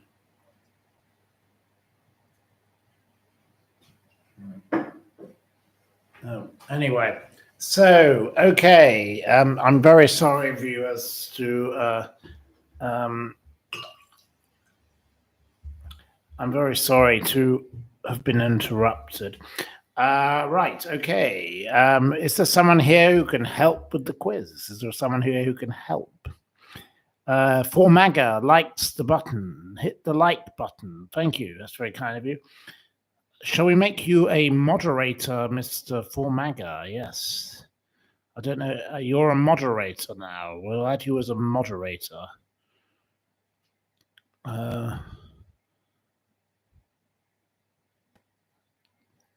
Okay. We've added you as a moderator. Right.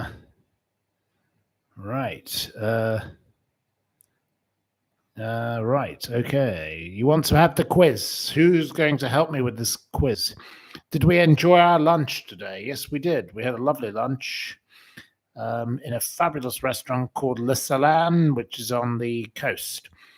It's the best restaurant in the whole area. Fabulous place. Very nice.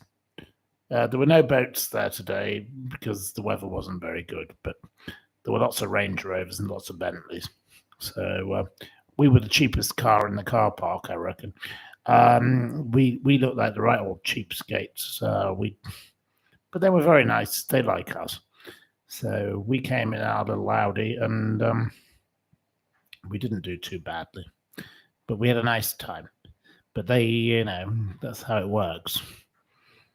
These rich folk, they just, they jet in and do what they want. So, okay, right. Another young woman in America came forward last month and claimed to be Maddie. Will Sean be championing her too? I don't know, Nutcracker. We've talked about her, the American fake Maddie. The American fake Maddie, I don't know.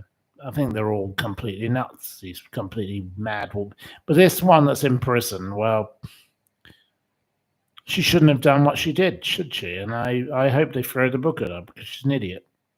Sean Atwood is a nice man. I don't have a problem with Sean, and I like him very much. And I like Jen, and I like the Ron Swanson, and I like them.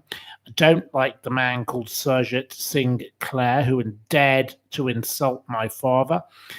dared to insult Min and dared to insult me and my friend Falcon and used the F word and all the rest of it that he did at us. We don't like him, do we? No. He is a piece of scum. He is a piece of... No brains, idiot. She says no brains, idiot. I say a piece of detritus. I say lock him up, throw him down the well. You know, he has been to prison before himself because he's a fraudster. He's a crook. He's a liar. He's a deceiver. And he is a deviant. So we don't like Sarjit Singh Claire. And I don't like this fake Julia, whatever her name is. You know, she may as well be called Dog. I don't know what her name is on a Saturday. She's called... on Saturday, she's maybe called Susie. Maybe on a Sunday, she's called Sharon. Monday, she's maybe called Mandy. I don't know what her name is. I've no idea what this mad woman's name is. But she is completely mad. And as for Mrs. Spragg from Cardiff, the Cardiff creep, go back to Wales in your Crocs. You know, wandering around in your Crocs to go to court. Are you really that lowbrow? Couldn't you even afford to put on a pair of Manolos or something to go to court, you useless woman?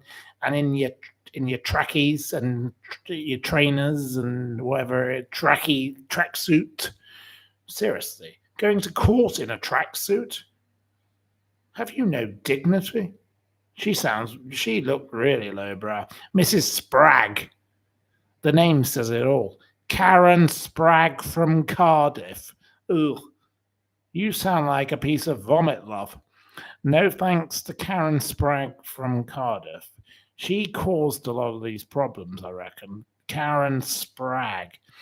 And I did say on a previous program, there is an issue with Mrs. McCann on the evening of Madeleine's vanishing, calling Cardiff and Swansea. So why was Mrs. McCann calling people in Wales? Mrs. McCann has no connections with Wales, as far as we're aware.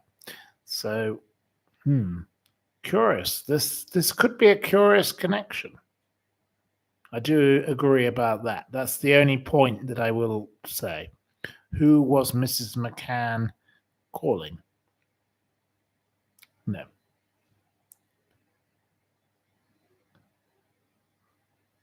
You know, the McCanns are associated with Scotland and Leicestershire, and that's about it. They're not associated with Wales. So why on the evening their child vanished were they making phone calls to Wales? And why is this Spragg woman encouraging this strange girl to come to Wales? That could be an interesting angle on the story, or it could be a complete red herring. Could be a complete load of nonsense. I will admit that. You know, I'm not suggesting it's entirely true, because I am not a conspiracy theorist, but I am throwing it into the equation because I looked at it and I thought, that's a bit weird. And it definitely is a bit weird. Anybody with any brain would look at that and go, that's stupid. It's strange. Why? What the Welsh connection? What is the Welsh connection between Kate McCann and this Spragg and this other one? Why Wales? Because this Polish girl, you know, why did she choose to land there? You know, most people who fly into the UK would fly into Gatwick, Heathrow, Luton, I would suggest. You wouldn't specifically choose to head towards Wales, would you? It's not logical. There's something odd about this. So I do reserve my right to judgment on that. So if the story ends up as I expect, mark my words, There you go. But I don't know. I could be completely wrong. I'm not saying I'm right, but I'm just saying normal people fly into Heathrow or Gatwick. That's what normal people would do. They don't fly into these weird airports and plan trips to strange places, do they? Especially when you want to reach Leicestershire, because that's what her ultimate destination was, because she wanted to go and harass the McCanns. So Leicestershire is nowhere near Swansea. Why would you go to some Welsh place if you're going to Leicestershire? So something here, definitely. Anyway, never mind. I'll leave it at that. No more on that. Next question. Did I ever see the play called Cats? No, I've never seen the play called Cats. Nope, never seen it. I don't know it. Sorry, can't answer your question. Victoria says, I know why Wales. Okay, Victoria. Well, why Wales, Victoria? Have I ever eaten tiger nuts? Nope, never eaten tiger nuts. I don't know what they are, so no, never eaten those. Right, next question. She didn't want to chance it at Leeds Bradford Airport, says Simon. Well, Simon, you always keep coming up with strange answers. I don't know what's wrong with you today, but you're being very unhelpful with all your answers. Not very impressed with you, actually. So please don't keep answering stupid way that you do. I thought you were quite a nice person until today, Simon, but I'm not very impressed with you. Please stop it. Go away. You're boring. Right, okay. Jo Smith has lost her cat. I'm very sorry you've lost your cat, but what am I going to do about that? I can't really do anything to help you. I hope you find your cat. I hope your cat turns up soon. Why don't you put a can of tuna outside? That might be a good idea. Cats generally come back if they can find a bit of tuna. Wouldn't you agree? Yep. Put a can of tuna outside. That's my suggestion. Find a can of tuna and put it outside your door. Thank you. Okay. Say meow. Meow. I'm not some kind of cat myself, but I've done it for you, so there you go. The cat bogged off. Okay, good. I'm glad the cat bogged off because I'm not really into cats. I will admit it. I don't really like cats. I'm scared of cats. They're horrible things. They scratch you and they're not very nice. I prefer dogs, to be honest, and I prefer all sorts of other animals. I've got lots of other animals. But no. Okay, right. Yes, someone said, why don't you shake a bag of treats for your cat and then they'll turn up? Well, do that, precisely. I'd say leave it some tuna. Find it some tuna. It's much easier. The bloody thing will come back within a minute. We have a seagull. We've got two seagulls here. My seagulls are called Penelope and Keith. And we love Penelope and Keith, don't we? Yep. We feed them. No, we feed them Madeleines because they like those. I tried feeding them tomatoes, but they don't like those. They're not interested in any kind of vegetable.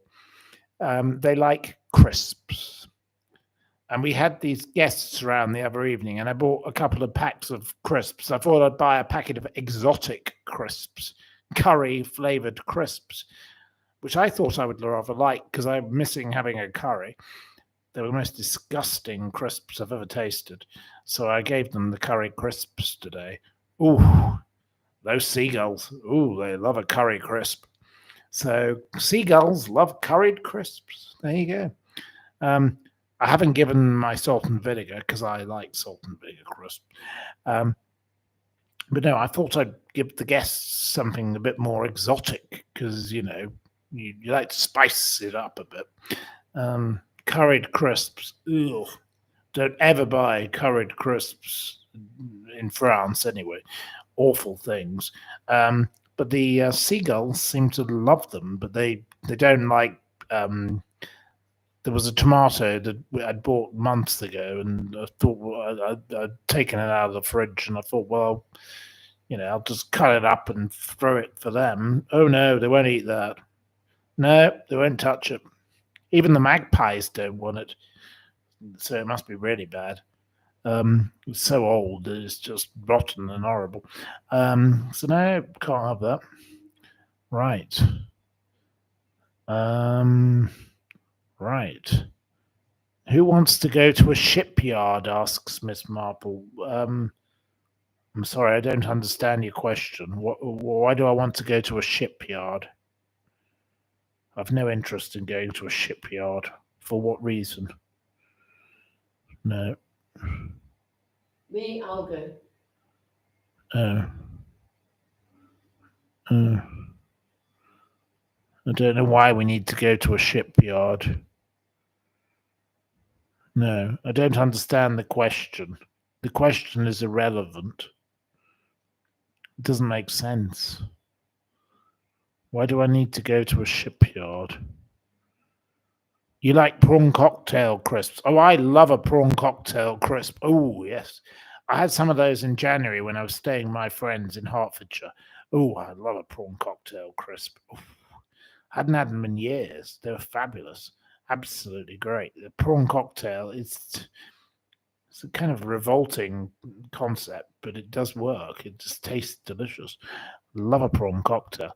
Right. Okay. The 39 steps. Yes, I love the 39 steps.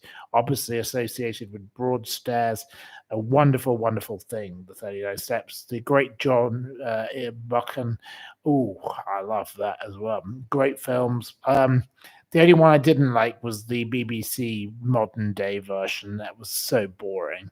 That was absolutely pathetic. The other versions, the 1930s and the earlier, fabulous versions, absolutely well made, fabulous. But the the 2000 and whatever version was just, how tedious, woke and ridiculous. I can't stand all this woke rubbish. I stand with J.K. Rowling. We stand up against all this woke nonsense. Absolutely. Right. Okay. Right. You don't mind Skips crisps? No, I'm not into those. Sorry. You're entitled. No, some people like apples, some people like pears, and some people like apples and pears. How about Smiths? She likes Smiths. I don't like those. I like Seabrook's crisps. Seabrook's crisps are my favorite crisps of all crisps. I don't have a favorite of anything because, as you know, I don't do favorites. I shouldn't say that. I love mini cheddars, as you know, as the preferential thing to have. Seabrook's crisps. I went to school with the family who owned Seabrook's crisp, so briefly, I didn't know them very well, but I went to school with some boy when I was like 10 years old or something, and we used to get given these boxes of these crisps, and I loved those crisps. Ooh. I don't know if they still make them, but they're so wonderful. They were lovely. Crispy crisps, very crispy. Lovely. Fabulous. No, if you can have anything, have a mini cheddar. That's what I endorse. I am the mini cheddar man. So, like Donald Trump is, whatever he is, I'm as tangerine as he is tonight. I look as bloody orange as he is. My God, I'm glowing like a bloody glitter ball. He is, he likes his McDonald's. I like my mini cheddars. That's the only thing I can recommend to you, really, other than number 3 gin. Buy number 3 gin. Buy Fisher's gin. Fisher's Gin is a fabulous Suffolk coastal gin made by my friend in Aldborough, Suffolk, by Gilpin's Gin, made in the Lake District by my wonderful friend Matthew Gilpin, by that, by Martin Miller's Gin, which was made by Martin Miller, but Martin Miller is dead. He's sadly brown bread. He was a good friend of mine, and he's dead now, but I was his distributor in America with Maurice Camber, and we set up all the distribution, and we love Martin Miller, absolutely wonderful man. And by Number 3 Gin, made by Berry Brothers and Rudd, the best gin in the world. The best gin in the world, without a doubt. So have your Number 3 Gin. That is the things that I recommend for you this Easter. So, and I'm not paid by any of those companies. I'm not given any endorsement fee. I'm just saying what I love. Gin wise, that is. And I'm telling you, mini cheddars. And they don't pay me anything. They should, given how many times I've mentioned them on Radio 4. I've been a big supporter of mini cheddars. My God. What else can I recommend to you? Okay, what could I recommend to you? Not computers. I hate computers. I don't like mobile phones. I don't like any of that. I don't like the Daily Telegraph. I don't like any of these things. You know, don't bother with the Daily Telegraph. It's a waste of time. Just a waste of time. My father's cancelled his subscription. Total waste of space. So, yep, there you go. There's something to cancel. What else would I recommend? Other than gin and mini cheddars. What else would I recommend? What would I recommend right now? Gosh, I'm looking around this room and I'm thinking it's because there's nothing else in this room, but I don't really buy things. I spend my life writing quizzes and doing silly things and going out for lunch. Okay. What could I recommend you do? Right. It's very hard, this. You're challenging me right now. Go for a walk. Read a book. My father reads 5 books a week, and that is the way my father keeps himself young at his age, and he's an elderly gentleman. I'm not going to say how old he is because he wouldn't want me to, but keep reading books. Read, and read, and read, and read, and read more. And that's what I do in the morning. Every morning before I get out of bed, I read at least 10 pages, 20 pages, 30 pages before I get out of bed even, because that's the best thing to do. If you've got a book in front of you, read it. Keeps your mind alive. Got to keep reading. Everyone has to read. Lady men, reading, doesn't it keep your mind alive? Reading keeps your mind alive. I would say yes. She says yes. And that's what I'm trying to do with her right now. We are trying to get her reading. Buys me the Daily Mail. She gets the Daily Mail because that's what she likes to read. So we have to go with what she likes. But you know, each person. Wilbur Smith. She likes Wilbur Smith too, but we haven't got any Wilbur Smith in front of us right now because we're in the south of France. Anyway, reading is a good thing to do. If we all read, we all feel better with the world. Reading is a fabulous thing to do. So keep reading. That's my advice to you all. Yep, that's a good thing to talk about. So that's what I tell my grandson. That's what she's trying to tell her grandson. So she's shouting in the background. There we are. Anyway, right. You're reading the chat here every night, but no, read a book. Read. Please try and read every day. It's no bad thing. Chevron Angel says reading makes you tired. Makes you sleep. Well, okay. Well, I'm sorry it makes you tired. That's not very pleasant. Good for going to bed. Expialidocious thinks he's dyslexic. Okay, well.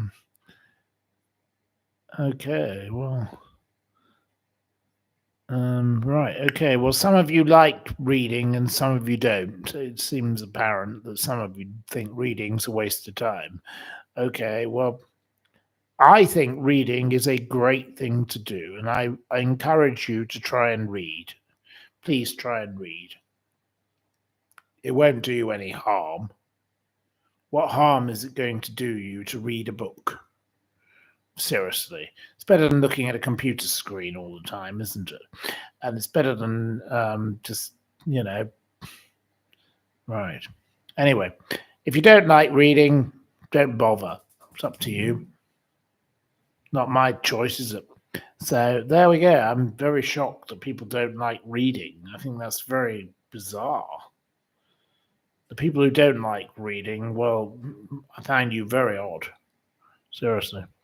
Okay. There we are.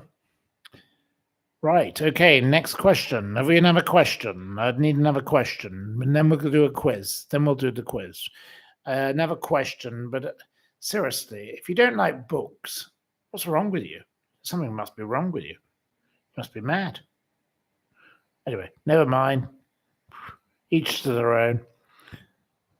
I don't know why you're watching my program if you don't like books, because I talk about books all the time. I talk about literature. Seriously? You hate books? My God. It's a bit weird. Right. Do I have a childhood memory that stands out? Well, I was kidnapped as a child, yes. Yes, I was kidnapped. I probably should. I don't know why. I probably shouldn't go down this route. This is probably a bad thing to do because it'll make me cry. And probably it won't actually, because no, I can get through it easily. Now, I was kidnapped as a child. It was a very horrible experience, very unpleasant. So I was delivering leaflets for the Conservative Party, aged about 10 years old, and I rode my little bicycle up the lane to this little house called Starbank Cottage. But Starbank Cottage did not have a letterbox. So I banged on the door. I don't know why. I don't know why I go down this route, because this always ends up upsetting me, this story, because, it was a very bad thing that happened to me. So I got to this house and there was no letterbox. So I banged on the door. I go bang, bang, bang. And this fat, ugly woman, and she was very unpleasant looking. And she had grey, horrible, dirty looking hair. She said, "What do you want?" And I said, "Oh, I'm just giving you a leaflet." And she grabbed me by the arm and dragged me inside. I didn't even have a chance to move. I don't know why I didn't just kick her. I should have just kicked her, but I didn't. I was so stupid I didn't kick her. Because if I kicked her, I could have got away. But I was abducted. And she threw me into a cupboard underneath the staircase of her house. So there was a staircase. The staircase was this shape, a cupboard, like underneath the stairs, tiny cupboard. And she put me in the cupboard. I don't know how long I was in this cupboard, because obviously, I was a terrified child. And this bitch was screaming and yelling at me, "Get in the cupboard." And she was a very nasty woman. So I was locked in the cupboard by Mrs. Starbank Cottage, Dolphin Home. This is where this happened. Starbank Cottage, Dolphin Home, Lancashire. Because we lived in the local house. We had a house there. And, I was in the cupboard. Then she brought me out of the cupboard. And she said, "What are you doing here?" And I said, she put me in this kitchen. And I could see all the doors were locked. And there was no way out. I couldn't escape at this point. Having been sensibly brought up, I was looking for ways out. I don't know why, even 10 years old, I was capable of thinking of this. And she said, "What are you doing here? What is the purpose of this?" And I said, "Well, I'm just bringing you a leaflet." And she said to me, "What do you think of the Methodists in the village?" I said, "I don't know. So I don't have anything to do with the Methodists in the village. I'm not a Methodist." She said, "What do you think of the Methodists allowing divorcees to marry in the church?" I said, "Well, I don't have an opinion." She said, "That's disgusting. You're disgraceful." So that was an immediate tick against me. So I thought, okay, right, I better think about how I answered the questions next. She said, "What do you think of the village shop?" I said, "Oh, it's a nice shop." I said, "What don't you like about the shop?" I turned the question on her. You see, I was quite a clever little child in that sense. I said, "What do you think about, what do you think about them?" She said, "I think they are selling evil items for worshipping of Halloween, the evil items they sell. They're worshipping devilry." I said, "Oh, well, it's a bit awful, isn't it?" So I thought, I played the game. I had to start playing. I realized I had to start playing the game because I knew that this woman was going to throw me back in the cupboard, which she did. Eventually, she did throw me back in the cupboard. And she said, "What do you think of the devilry of of the Duke of Westminster? The man who has all the fornicating parties up the road, because he had an estate that neighboured our property." And I said, "Oh no, he's awful, isn't he?" I thought, I have to say all of this, so I did. And then she said, "What do you think of this one?" And gradually, anyway, I played along. I was quite good at it for a while. And then I made a mistake. So then she said, "Right, in the cupboard." And she put me back in the cupboard. And I was thrown in this cupboard. I don't know how long I was in this cupboard for. It was the most awful experience you could have in your life. But I was thrown in a cupboard by this evil woman. And then her husband comes home. He's a school teacher. Well, he was until she got him fired. And her son. And they said, "What have you done now?" And she said, "I've got a child in the cupboard." So they opened the cupboard and I kicked them all. I just kicked them so hard. And then I just ran at the window, and the window, thankfully, by then was somehow open. One of these windows was open, this door. I never got my bike back, and it was horrible. And that's, she ran a cult. She was a mad woman she'd burnt books at playgrounds. She was completely psycho. But she kidnapped me when I was a child. So, that's the worst thing that's ever happened to me. Yep. Sorry, I don't know why we had to talk about this, but you said what's the worst thing that's ever happened to me. As a child, I was kidnapped, and it was a very, very deeply unpleasant experience. I'm sorry, I shouldn't have talked about it. I normally cry when I talk about it, but I'm sorry. I kind of anyway. Thank you. You've made me talk about it in a way that's without me upsetting myself. Awful. She was arrested. She was sectioned ultimately. Yes, yes, we had her sectioned. She was a nasty, evil woman who was part of a cult, and she was vile. And every time I see that house, I don't want to see that house ever again. I will never ever go near that house ever again. I never got my bike back. My parents wanted the whole story to go away because they didn't want trouble, but they handled it in a very sensible fashion. I'm not criticizing my parents.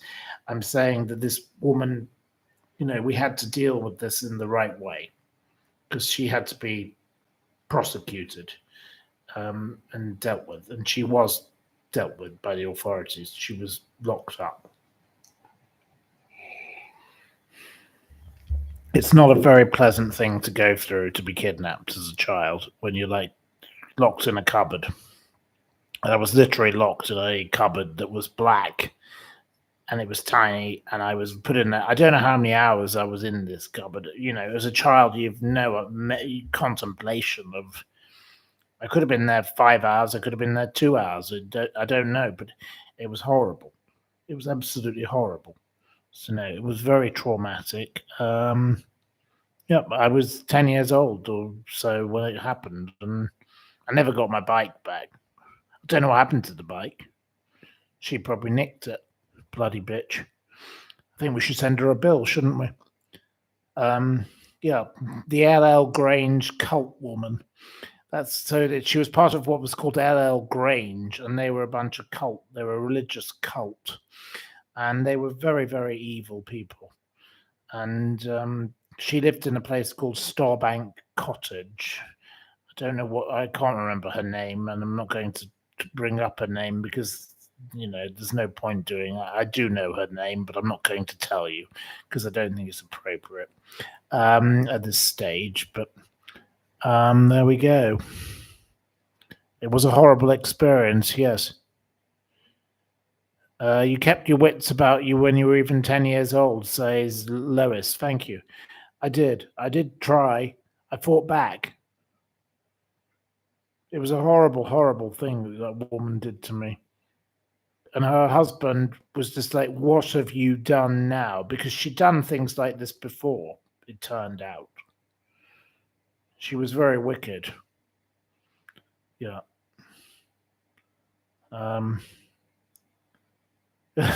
Starbank Cottage horror movie. Yeah.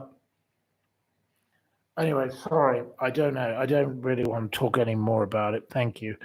That's enough of that. I've had enough. I don't want to talk about it. Done it. You've asked me for my experience, and I've told you the story. I'm not going to say any more about it because I managed to get out of there, and I ran, and I ran, and I ran, and I ran, and I ran, and I ran, and I ran. I was like, I ran like Forrest Gump. I was the quickest runner you could have possibly imagined. It was no wonder I was good at running at school because I managed to run away from that incident. It wasn't very pleasant. And there was no more sending me out on my bicycle delivering leaflets after that. So I didn't have to deliver a single leaflet for Margaret ever again. But I would have delivered lots of leaflets for Margaret, of course, because I love Margaret. But no, there was no more leaflets. No, I couldn't do any of that after. I would never have ever. It was a very terrifying thing that happened, and yeah, you've asked me what was terrifying. Well, it was to have this evil woman lock me in a. She just grabbed me. She just grabbed me and she shoved me in the cupboard, and she picked me up and threw me in the cupboard. She was a very nasty piece of work, was Mrs. Starbank Cottage. And she said, what about the horrible divorced people? And what about this? And she had opinions on all. She hated everybody. Well, frankly, she was the one that was in the wrong. She was a nasty, evil woman. And her horrible church, they were horrible, horrible people. This L.L. Grange church. They were called L.L. Grange. E-L-L-E-L. That was the way it was spelt. You can look them up. They were a wicked bunch of people. And they were nasty, nasty people to have near us as neighbours. And I'm very glad I don't know them anymore. So, and I believe they've closed down. So, I don't know what's become of them, but some kind of Christian sect, the mad people. L.L. Gray. Yeah, friggin' L, yes. Friggin' L.L.L, yes. Well said. Yes. They're awful. Anyway, never mind. It doesn't matter. Look, I survived. So it doesn't matter. I actually will say that here I am. I've survived, so I can't get that upset about it, but it wasn't very, very nice to go through as a 10-year-old child, I will say. And it affected me a lot as a child. And my parents were, a little determined to keep this rather quiet because they didn't really want it to be dealt with. They'd rather it was not spoken about. And, my dad was very involved in the legislature locally, and he tried to make sure that this thing was dealt with, but Mrs. Starbank Cottage and her little cronies they had a lot of power, so it was very difficult. Anyway, never mind. Doesn't matter. Let's not talk about it anymore. Talk about something else. And a positive question, please, from one of you. It would be much nicer. I don't want to talk about it anymore. I've had enough about it. I've done it now. That was quite hard for me, but I didn't cry, which is, normally if I talk about that, I would blow up. It's very hard. Sorry. I'd like to talk about something more positive, please, because that is a very difficult situation. And Mrs. Starbank Cottage, no, I don't want to talk about it any further. No more questions about it. Thank you.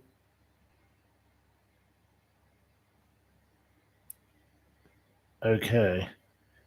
What do I think of The Great Gatsby? The Great Gatsby is absolutely one of the best books in the world. Absolutely wonderful. I love The Great Gatsby. It's a joy to read. I think Lady Min here has even read it in my house when she was staying in Broadstairs. You read The Great Gatsby?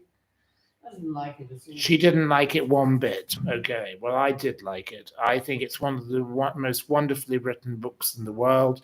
I think it's fabulous. She doesn't agree. She hates it. So we've got her versus... Well, I love Robert Redford.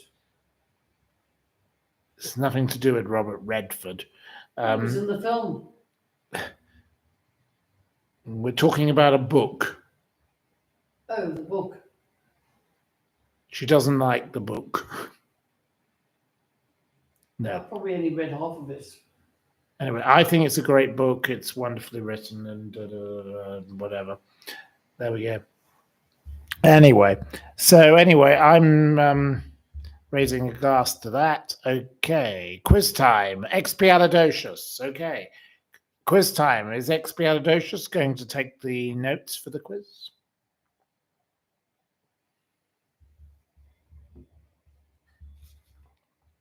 Right. Who is going to take the notes for the quiz, please? The Easter quiz, the Easter Saturday quiz. So one of you's got to do it. Which one's going to take the notes? Oh gosh! Well, I've got to give her some of this wine. Oh, good Lord! Oh Lord! Before I start the quiz, oh gosh! Squeezing the bottle. You can have mine. Right. Okay, you have that. Right, we're going to do the quiz. I'll have to have a whiskey and water. That's what I'll have to have. It's time for a whiskey and water. A bit of old J&B. I'm sorry, I'm not endorsing them either. I don't endorse brands. I ought to. They should supply me with booze for my content, for my programs, shouldn't they? Given the amount of booze I drink on the programs, given you all think I'm a complete alcoholic. Who? You know, I think people. It would be good to have an endorsement from an alcohol brand. Yeah, I think we need some endorsements. So, anyway, there we go. Anyway, who's going to help me with the quiz? Who's going to help me? Who's going to help? Right.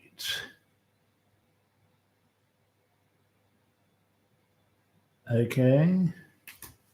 Well, I've got a bit of whiskey. Whiskey, it makes you feel frisky, as they say. Whatever. Good on me for speaking out about Maxwell. Thank you. That's very kind. Right, bottoms up. You're on the Talisker. Well, that's a bit better quality than the old J&B junk I'm on. I'm on cheap rubbish, but there we go. You know, that's all we can get down here in France. France is not very good at whiskey. It's not very good at, well, it's not very good at many things. Let's be honest. The French are very good at rosé, but they're not very good at whiskey. I can tell you that. They're certainly no good at gin. They're certainly no good at whiskey. No. Right. Who's going to help me with this quiz? Anyone, or do I have to do it all myself? Because if I have to do it all myself, right. There we go. I didn't believe I would end up talking about myself being kidnapped by the horrible Mrs. Starbank Cottage. Oh, God. She's like the dragon that came out of the hell. I wasn't expecting that on Easter Saturday. Right, okay. So, right, okay. Right, okay. Lois will help. Thank you, Lois. Okay, question number one for you. What is ufology? What is ufology? It's not here's our Graham with a quick reminder, no. Linz, I'll let you have the point. Linz gets Linz. You can have 1 point. It is the investigation of unidentified flying objects, UFOs. I knew this mad woman called Georgina Bruni. She was obsessed with UFOs and she was completely crackers. She lived in Edgerton Gardens in Knightsbridge and she was a complete nutcase. She claimed that she told the Queen and Margaret Thatcher all about UFOs and they believed her. I think the woman was off a rocker. Anyway, you can Google Georgina Bruni, complete mad woman from Edgerton Gardens, Knightsbridge. Complete nutcase. Anyway, she's dead now, so it doesn't really matter. Anyway, what is the name of the $150 million super yacht owned by J.K. Rowling as of 2025? The wonderful J.K. Rowling, the lady who has transformed the word women. Fabulous woman. What is the name of the yacht? It's not the Titanic. It's not the Janet Evans. It's not the Swan. It's not the Magpie. It's not the Potter. No, it's not the loud 9. Chris gets the point. Well done, Chris. Chris, you are the winner, Chris. Of course, it's the Samsara. It's the Samsara. I have mixed views about J.K. Rowling because obviously my friend Christopher Little was J.K. Rowling's original agent and he was treated appallingly by her. But I think what she's done recently is fabulous. Well done, her. She has campaigned for the rights for the woman to be a woman. I think that's a great thing. So I support J.K. Rowling. Well done to J.K. Rowling. I salute you, J.K. Rowling. That's what I say. Okay, I'm not going to say any more about that. Okay, because there's no point, because it's so contentious, and I'm going to only get a load of abuse and a load of old ranting and rat bags. Okay, with what is Paloma Faith most associated? Paloma Faith. What is Paloma Faith associated with? Miss Marple, you can have it singing. Yes, okay. Okay, you can have it singing. She's a pop star, yes. So you can have singing, yeah. Pop music singing. Okay, to the day the music died, referencing the 3rd of February 1959 aeroplane crash that killed Buddy Holly, the Big Bopper, and Richie Valens features in which Don McLean song? Which song? Which song? It's not Madonna. It's not. Joyce gets it. Joyce Grove. Of course, it's American Pie. You know, it was a song about how these 3 amazing musicians died in an aeroplane crash. It was the day the music died because 3 amazing musicians died in an aeroplane crash. It's an amazing story. So there we go. What is Vionia? Vionia. What is Vionia? Grape. What is Vionia grape? Okay, you can have.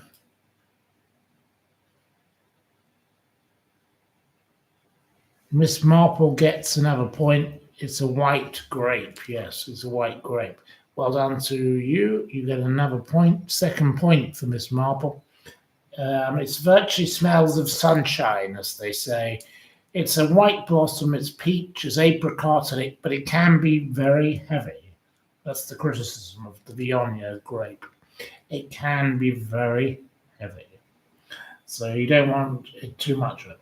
Okay, what sport other than football is Harry Redknapp, who lives on sandbanks, associated? What other sport is Harry Redknapp associated? Miss Marple gets a 3rd point. Well done. Well done, Miss Marple. Of course, it's horse racing. He is the owner of Shake 'em Up Harry. Shake 'em Up Harry, which was a winner at the 2024 Cheltenham Festival. Shake 'em Up Harry was a lovely horse to watch. I loved Shake 'em Up Harry. So, yeah, we love old Harry Redknapp's horse. He's a bit of a naughty boy when it comes to the football and the, bit like all of those football, all these sporting people. But he, okay. Where is the Royal, and it's coming up very soon in the next weeks. Where is the RHS Chelsea Flower Show held annually? Where is it held annually? Where is the Royal Horticultural Society? No, I need the exact location. Oh, Lois, you can have it. Okay, I'll allow you. Lois gets the point. Lois Petzold. It's the Royal Hospital, Chelsea. Can't just have Chelsea. Okay. In which year did Queen Victoria declare the Royal Albert Hall open? What year was the Royal Albert Hall declared open? It was not 1850. No. It was not 1898. It wasn't 1927. She wasn't even alive in 1927.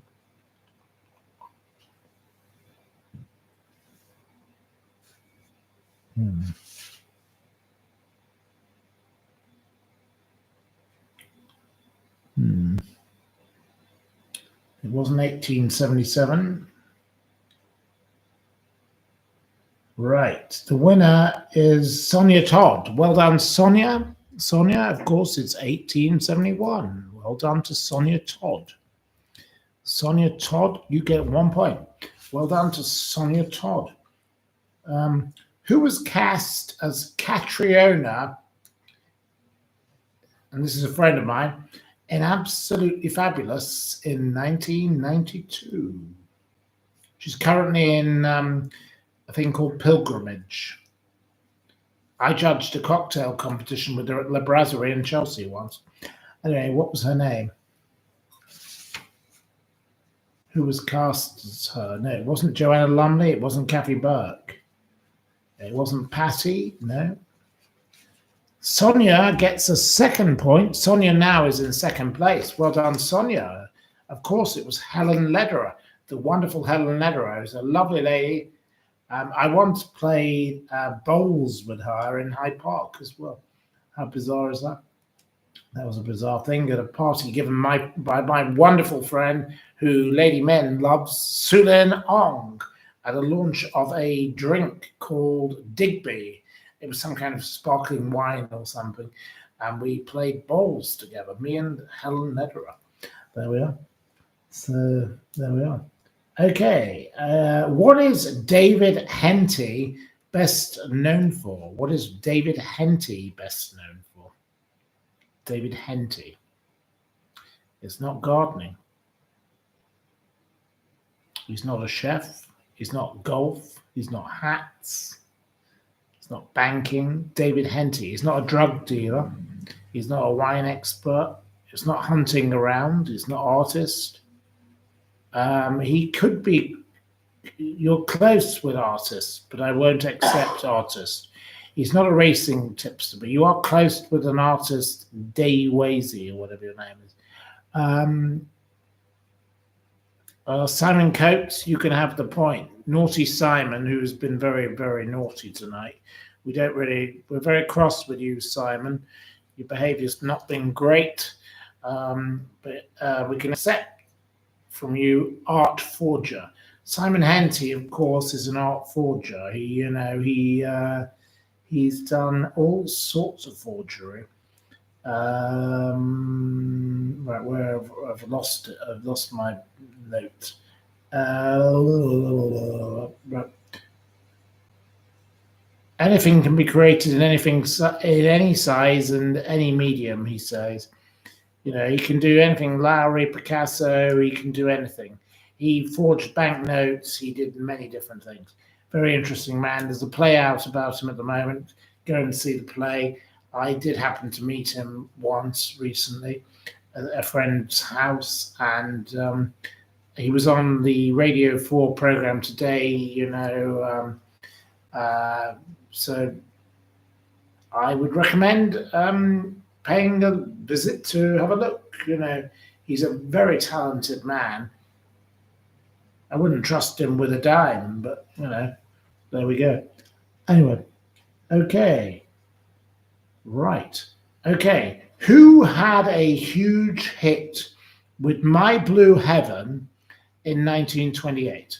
Who had a huge hit with My Blue Heaven in 1928? Who had a blue? It wasn't The Beautiful South, no. It wasn't Bing Crosby. It wasn't Frank Sinatra, no. Sonia Todd. Sonia Todd, you get a third point. Now you're in joint first. Well done, Sonia Todd. Of course, it charted for 26 weeks. It was at number one for 13 weeks. It sold 5 million copies, And of course, today on Inheritance Tracks on Radio 4, it was the number one, it was the favourite of Charles Collingwood, who of course is Brian Aldridge in The Archers. So there you go. He loved the song so much, it was his inheritance track. There you go. Lovely story. Absolutely lovely. We like a good story as well as a bad story. So, what was Quidditch? Now, here we come to a bad story. What was Quidditch created by J.K. Rowling as? What is Quidditch? It's a sport in Potter. Yes, Lois, you can have the point, so you've got a second point. It's fictional, but of course in Harry Potter, now the transgenders creeps are changing the name of it to quadball. The stupid idiot transgender people are trying to change the name of it. Oh, really? Tell them to grow up. They are complete morons, aren't they? Yes. Absolute prat. She created it as what it was. Leave it alone. It's called Quidditch. So let's call it Quidditch. Let's quit it. Quidditch. Okay, and now it's pouring with rain on the window. We're getting torrential rain. I told you there was a storm coming. We have to swim over here. Right, my next question is, what was the name of the inventor of the Toblerone? What is the name of the inventor of the Toblerone? You know you eat it every day. Madam here eats a lot of Toblerone. She loves a bit of Toblerone. What is the name of the inventor of the Toblerone? Can I look in the fridge? It won't tell you. It's not Mr. Triangle. That's a good answer. I like your answer. You would have had half a point if no one else gets it. It wasn't Ron Tobler. No. Round 3. Right. Sonia gets a fourth point. Sonia is now in the lead. Sonia, you are the winner at the moment because, of course, it's Fyodor Tobler. His name derives from that of that and Tyrone, a toasted nougat confectionery typical of a Christmas tradition in southwestern Europe. There you go.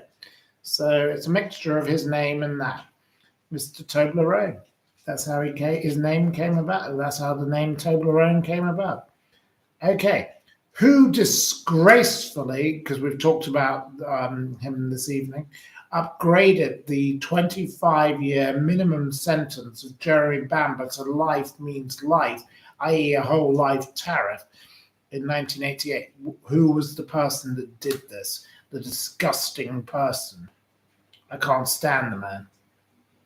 It wasn't John Major. It wasn't Keir Starmer. It wasn't Bernie Ecclestone. It wasn't Cilla Black. It wasn't George Michael. It wasn't Judge Judy. It wasn't Ted Heath. It wasn't Farmer Harmed. No. It wasn't Thatcher. No, Margaret Thatcher would never have done such a thing. Certainly not. It wasn't Jeremy Hunt. In 1988, it wasn't Michael Barrymore. No. But Michael Barrymore did something to Jeremy Bamber? You didn't say. It wasn't Richard and Judy, no. As awful, as ghastly as they are, and they are really ghastly people. No. It wasn't Janet. Janet Evans. We blame Janet. You blame Janet now, and even more than Cilla Black. I think this is absolutely hilarious. Keeley has the point. Well done, Keeley. Of course, it was Douglas Hurd. What a creep. What a nasty man. Awful. We don't like him. Okay. Who was disgracefully, and this is another set of my friends, so don't be nasty about my friends.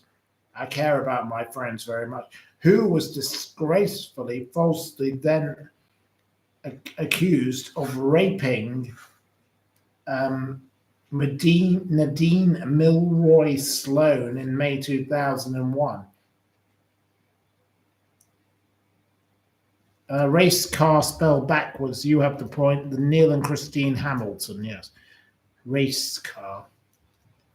Yes. Nadine Milroy Sloan was accused of raping. Was accused of being raped by my friends Neil and Christine Hamilton, and she was involved with Max Clifford, and they were in the Claridge's Hotel, and I've spent much time with the Hamiltons, and I know exactly what went on, and then she did it again. She's a horrible, evil woman. Anyway, she went to prison for 3 years for what she did, perverting the course of justice. She was a filthy piece of toe rag and a pig. And how dare she make up things against people? And what she did to them was absolutely sickening. She's a disgusting piece of filth, detritus, another bad person. Okay. Who was the host? And here's another of my friends, and I'm going to be staying with him shortly.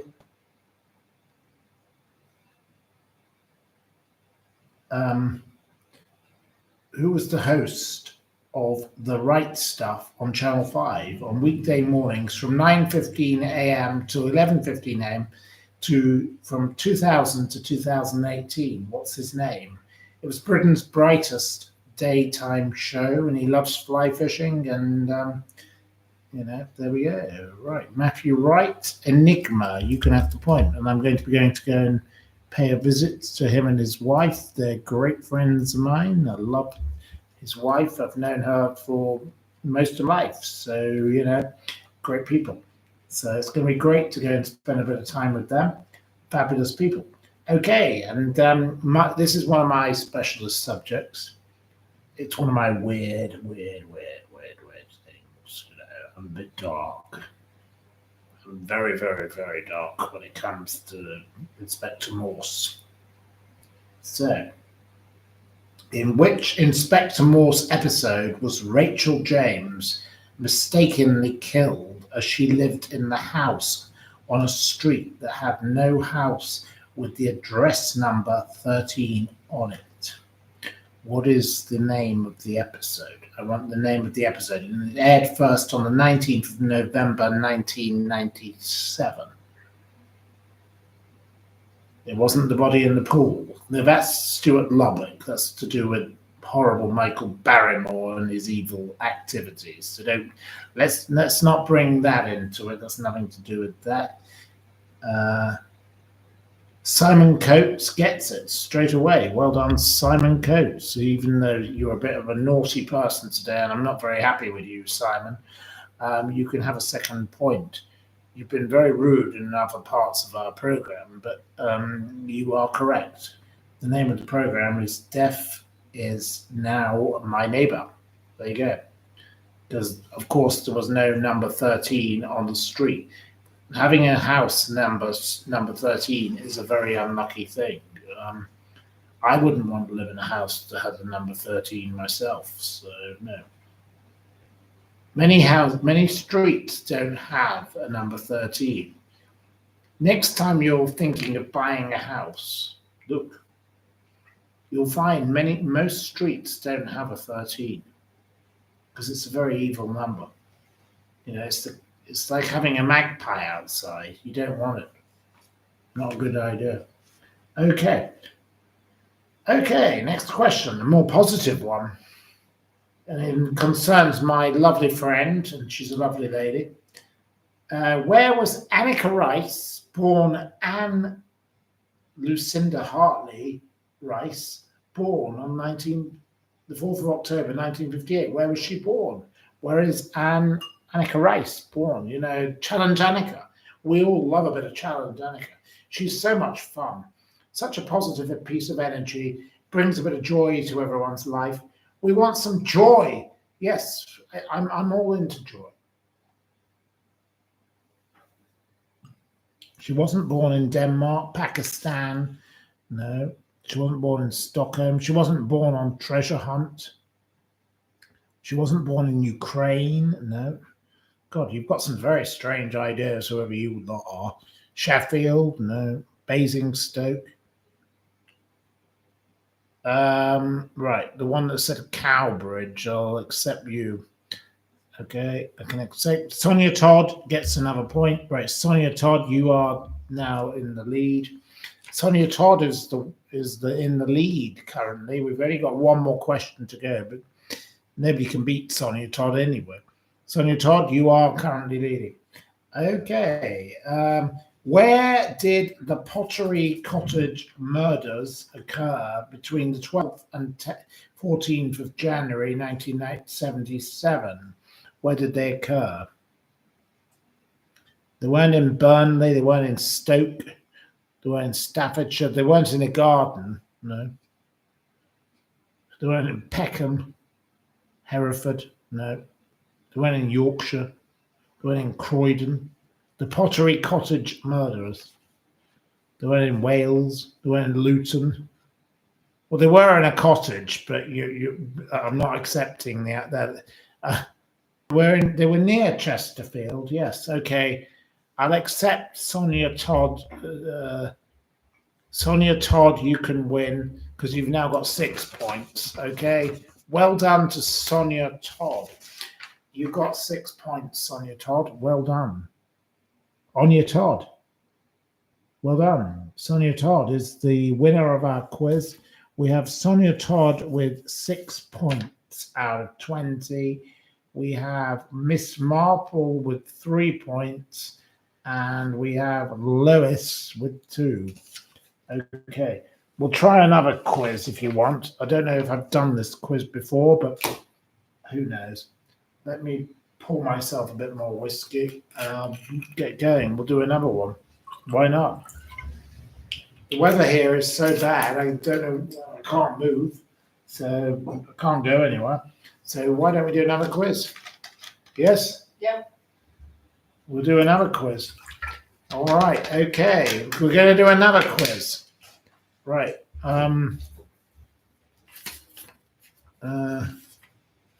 Right, okay, we'll do. Okay, so this quiz may have been one that you may have had before, but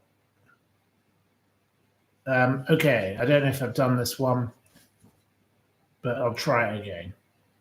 We'll do it. In April 2025, right, are we ready? Or no, are we ready? Are you ready for another quiz?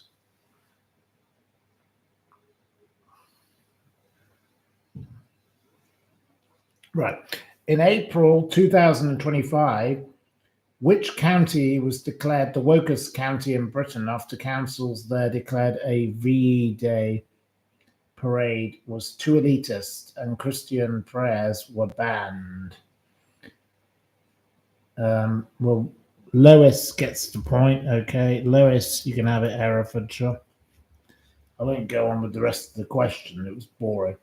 What are the Irish Kinahan family associated with? The Kinahans. You've had this one before. Okay, right. I'll get rid of that. Can't do that one. Right, we start another one. Sorry. You have had that before. You see, some of them have been mixed up. Okay, right. We won't do that.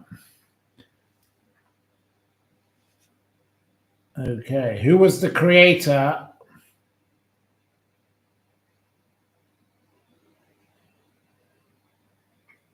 Okay, we'll do a new one.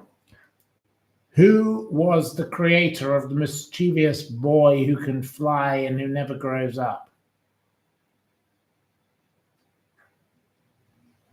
Peter Pan. Who was the creator? Okay, Lois, you can have that point. Okay, right, straight away you get another point. You're very quick. J.M. Barrie, well done. Of course, first appeared 1902, The Little White Bird. Where was the Hawaiian pizza created by Sam Pananopoulos in 1962? Where was the Hawaiian pizza created?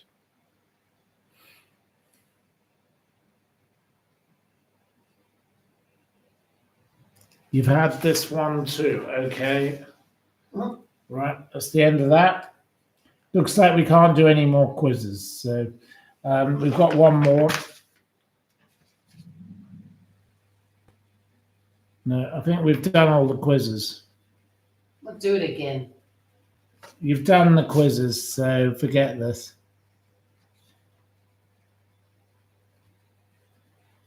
No, I think we've done all the quizzes. I'll have to write another quiz tomorrow. So there we go. I don't think you've got the one. You've done. Have you done the one about the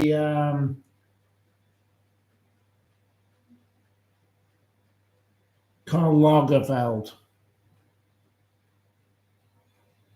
Have you done the Karl Lagerfeld quiz?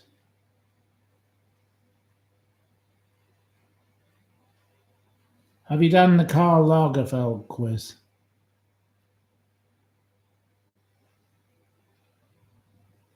No. Well, anyway, forget it. We won't do any more of those. Right, we've done the quizzes. I'm sorry. I know all about Lagerfeld. I don't have any more quizzes for you, so that's the end of that. So we'll put the quizzes away. Have you any more questions?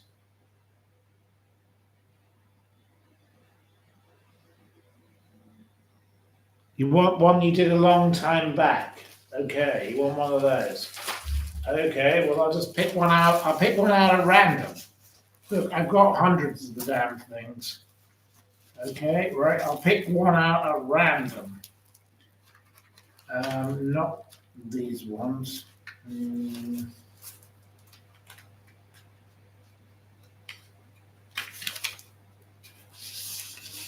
Okay, we'll have that one. Right, you can have a random one.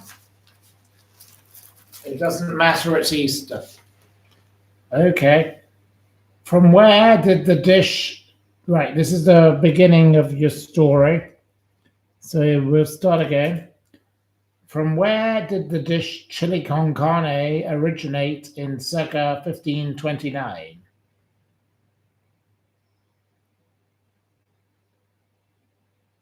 Joyce Grove gets the point. Well done, Joyce. Of course, it's Mexico. Joyce Grove. 1 point for Joyce Grove. In which year did the American real estate developer Steve Witkoff and his business partner Reuben Schron purchase the Woolworth building in Tribeca for $138 million? What year? Miss Marple is immediately there. Okay. 1998. Okay, right. So you get 1 point. Okay. In which year did the Lady launch as a journal for gentlewomen? Which year did the Lady magazine launch? You did it last week, yes. I know, but you wanted a random one. I'm giving you another. I'm not giving you any others.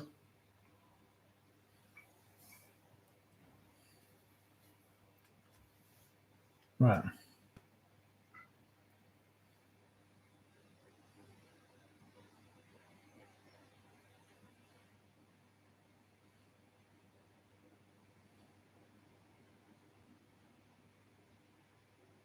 Well, the answers are all wrong. So you're not even if you did it last week, you don't even remember the answer. So you're not doing very well, are you? So you try harder. You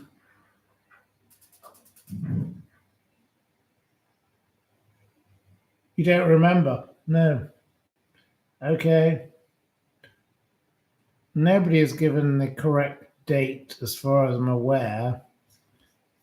It's difficult. Oh, really? Okay, nobody gets the answer for that, so we go no. Okay, next question. What caused the 1997 Grand National to be postponed from Saturday to Monday? What caused it to be postponed?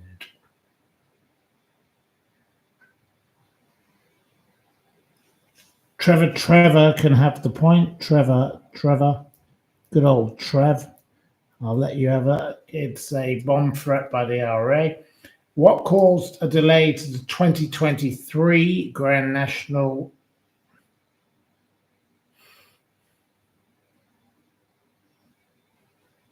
No, I need to know the exact name of the protesters. It wasn't Shergar. It wasn't a false start. It wasn't Nutters. It wasn't Stop Oil.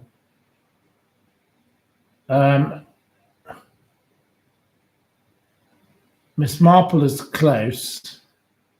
Okay, I'll allow Miss Marple the point. It was Animal Rising protesters, but your answer wasn't quite correct. What is a pony in Cockney slang? There are two options.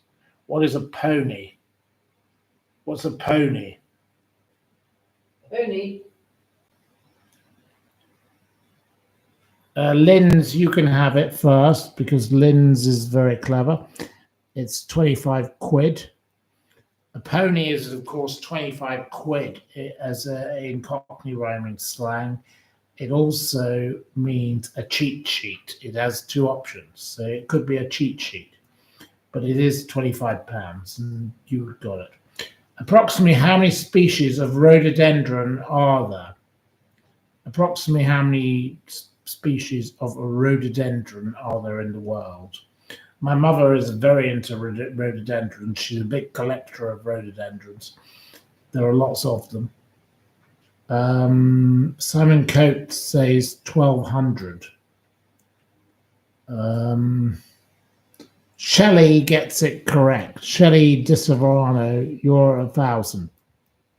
Yes, Shelley will let you have the point because, of course, Shelley is right because it's about 1,024. So well done to Shelley. Said to be the UK's largest TV platform, what is the name of the TV service supposedly used in 16 million homes and on 10 million main TV sets as of 2025? Simon Coates, you can have the point. Simon Coates.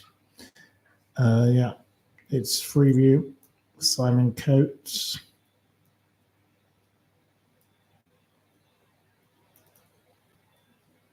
It's Freeview.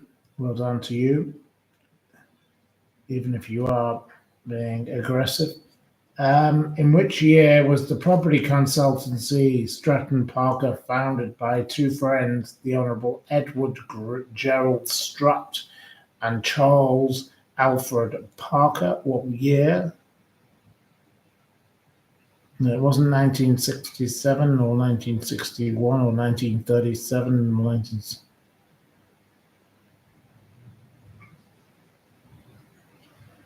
Oh, good Lord. It wasn't 1789. It wasn't...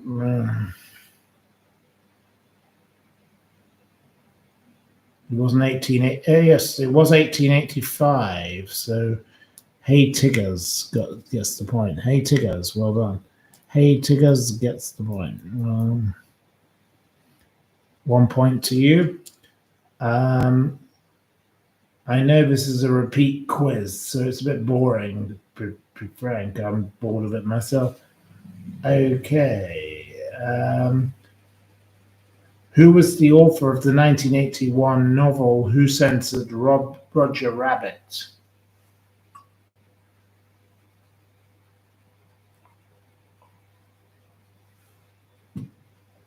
Who was the author of Who Censored Roger Rabbit? It wasn't Mickey Mouse.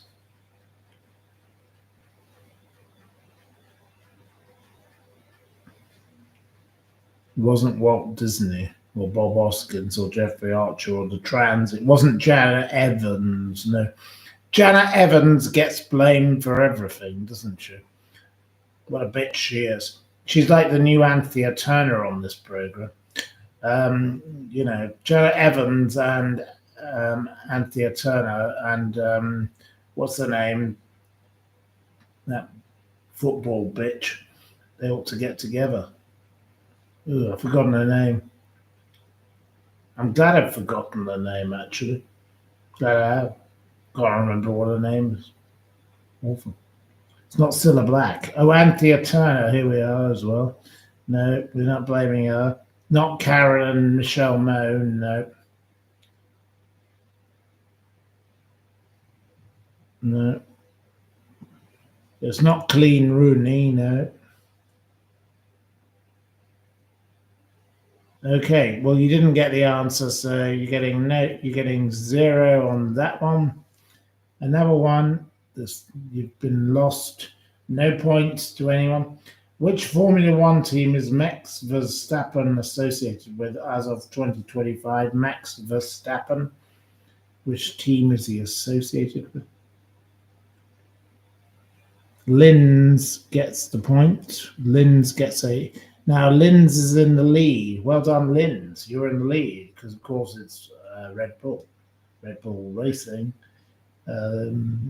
Pursuing his 5th consecutive world title. What was the Christian name of the wife of President Gorbachev's wife, Reza?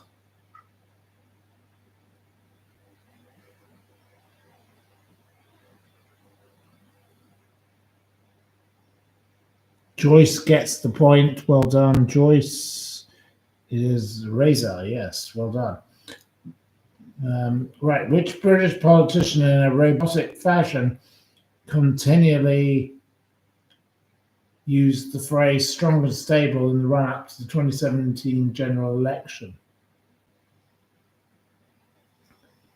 The answer is Lois Petzold. Yes, Lois. Lois gets a point. Lois Petzold. Strong and stable. So you get a point. Well done, Lois. Even she thought it might make her sound stupid. Brexit means Brexit. I don't think I want to be robotic. Okay.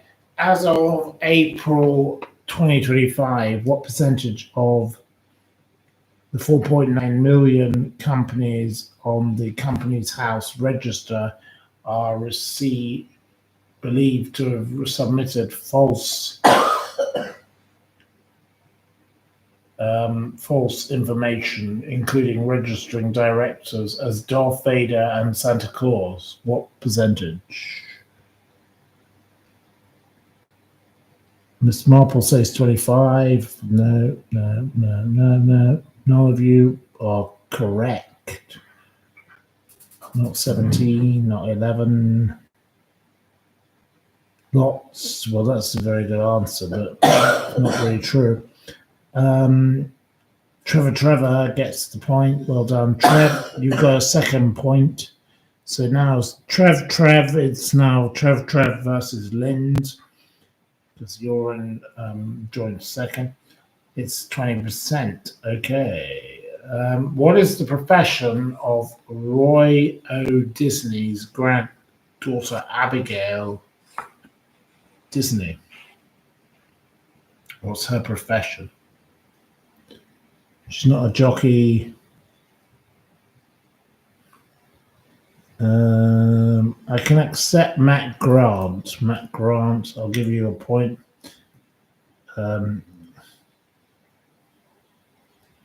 She is a producer. She's a film producer. So there we are. Of which disaster was Madeleine Astor one of the 706 survivors of in 1912? Madeleine Astor. The first one is Lois. So Lois gets a second point. Well done, Lois. Of course, it's the Titanic. She was involved in the sinking of the Titanic. Her husband, John Jacob Astor, was the richest passenger on the boat. What acreage of the Albertopolis area of South Kensington does the Victoria and Albert Museum cover? What area does it cover, the museum? How many acres? It's not 350. That's ridiculous. It's not 12,000. How ridiculous. It's not 3. No, none of you are correct. No. Miss Marple is close, so I'll allow Miss Marple to have a third point. Miss Marple goes into the lead in the quiz because, of course, it's 12.5. She said 13. I'll allow Miss Marple the point. Miss Marple, you can have the point. There are 145 galleries and there are 2.8 million objects inside it. Okay, who built the first reflecting telescope in 1668? Who built it? It wasn't me, no.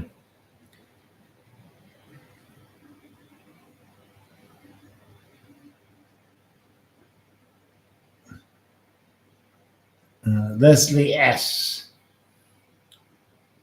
says Newton. Okay, I can accept Newton.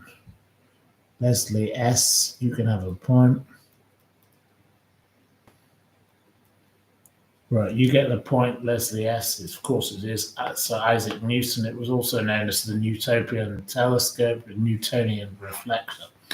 Okay, next question. To which empire was the merchant Sir Paul Pindar ambassador of King James to? Which where was the ambassador? The Indian? No. Dennis Waterman? No. Joyce gets the point, so Joyce gets a third point. Well done to Joyce. Of course, it was the Ottoman Empire. He was involved in gold smuggling, renowned for his generosity and educating young men at his own care and cost.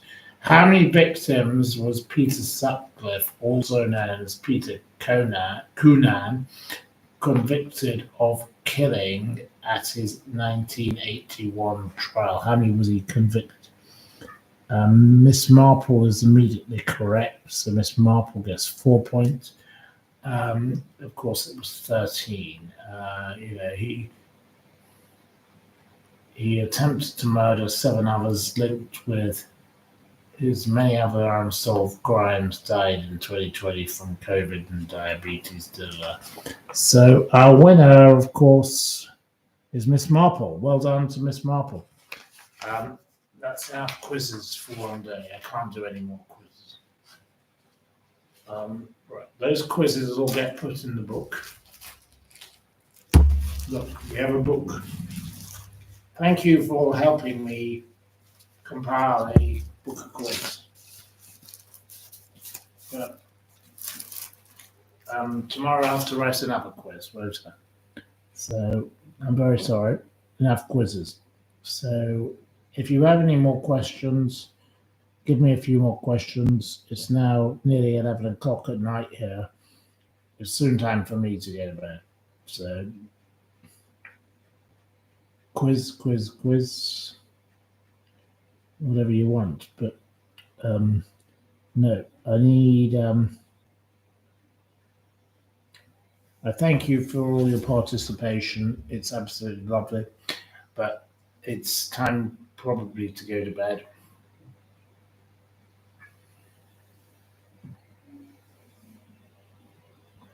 The most expensive meal we've ever had recently was at the Club 55. I think it was about £800 for a bit of lobster.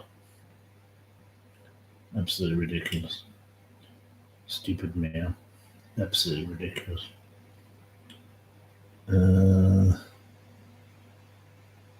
Okay, so anyway, she's falling asleep now, so don't know what to do with her. Going to take her upstairs. Did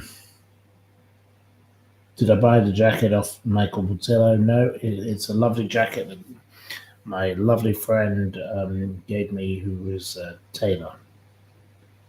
And somebody had bought it and he gave it to me.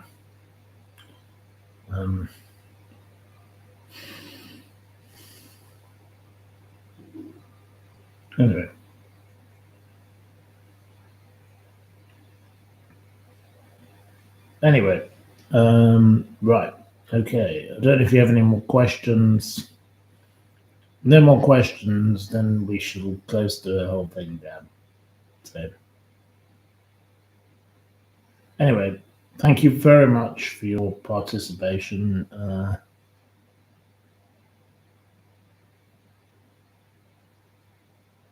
I think that's probably the best thing to do, is to say good night. Thank you very much for 3 hours of conversation. I don't know how I managed to do that, but anyway. Night, night, and take care. Bye.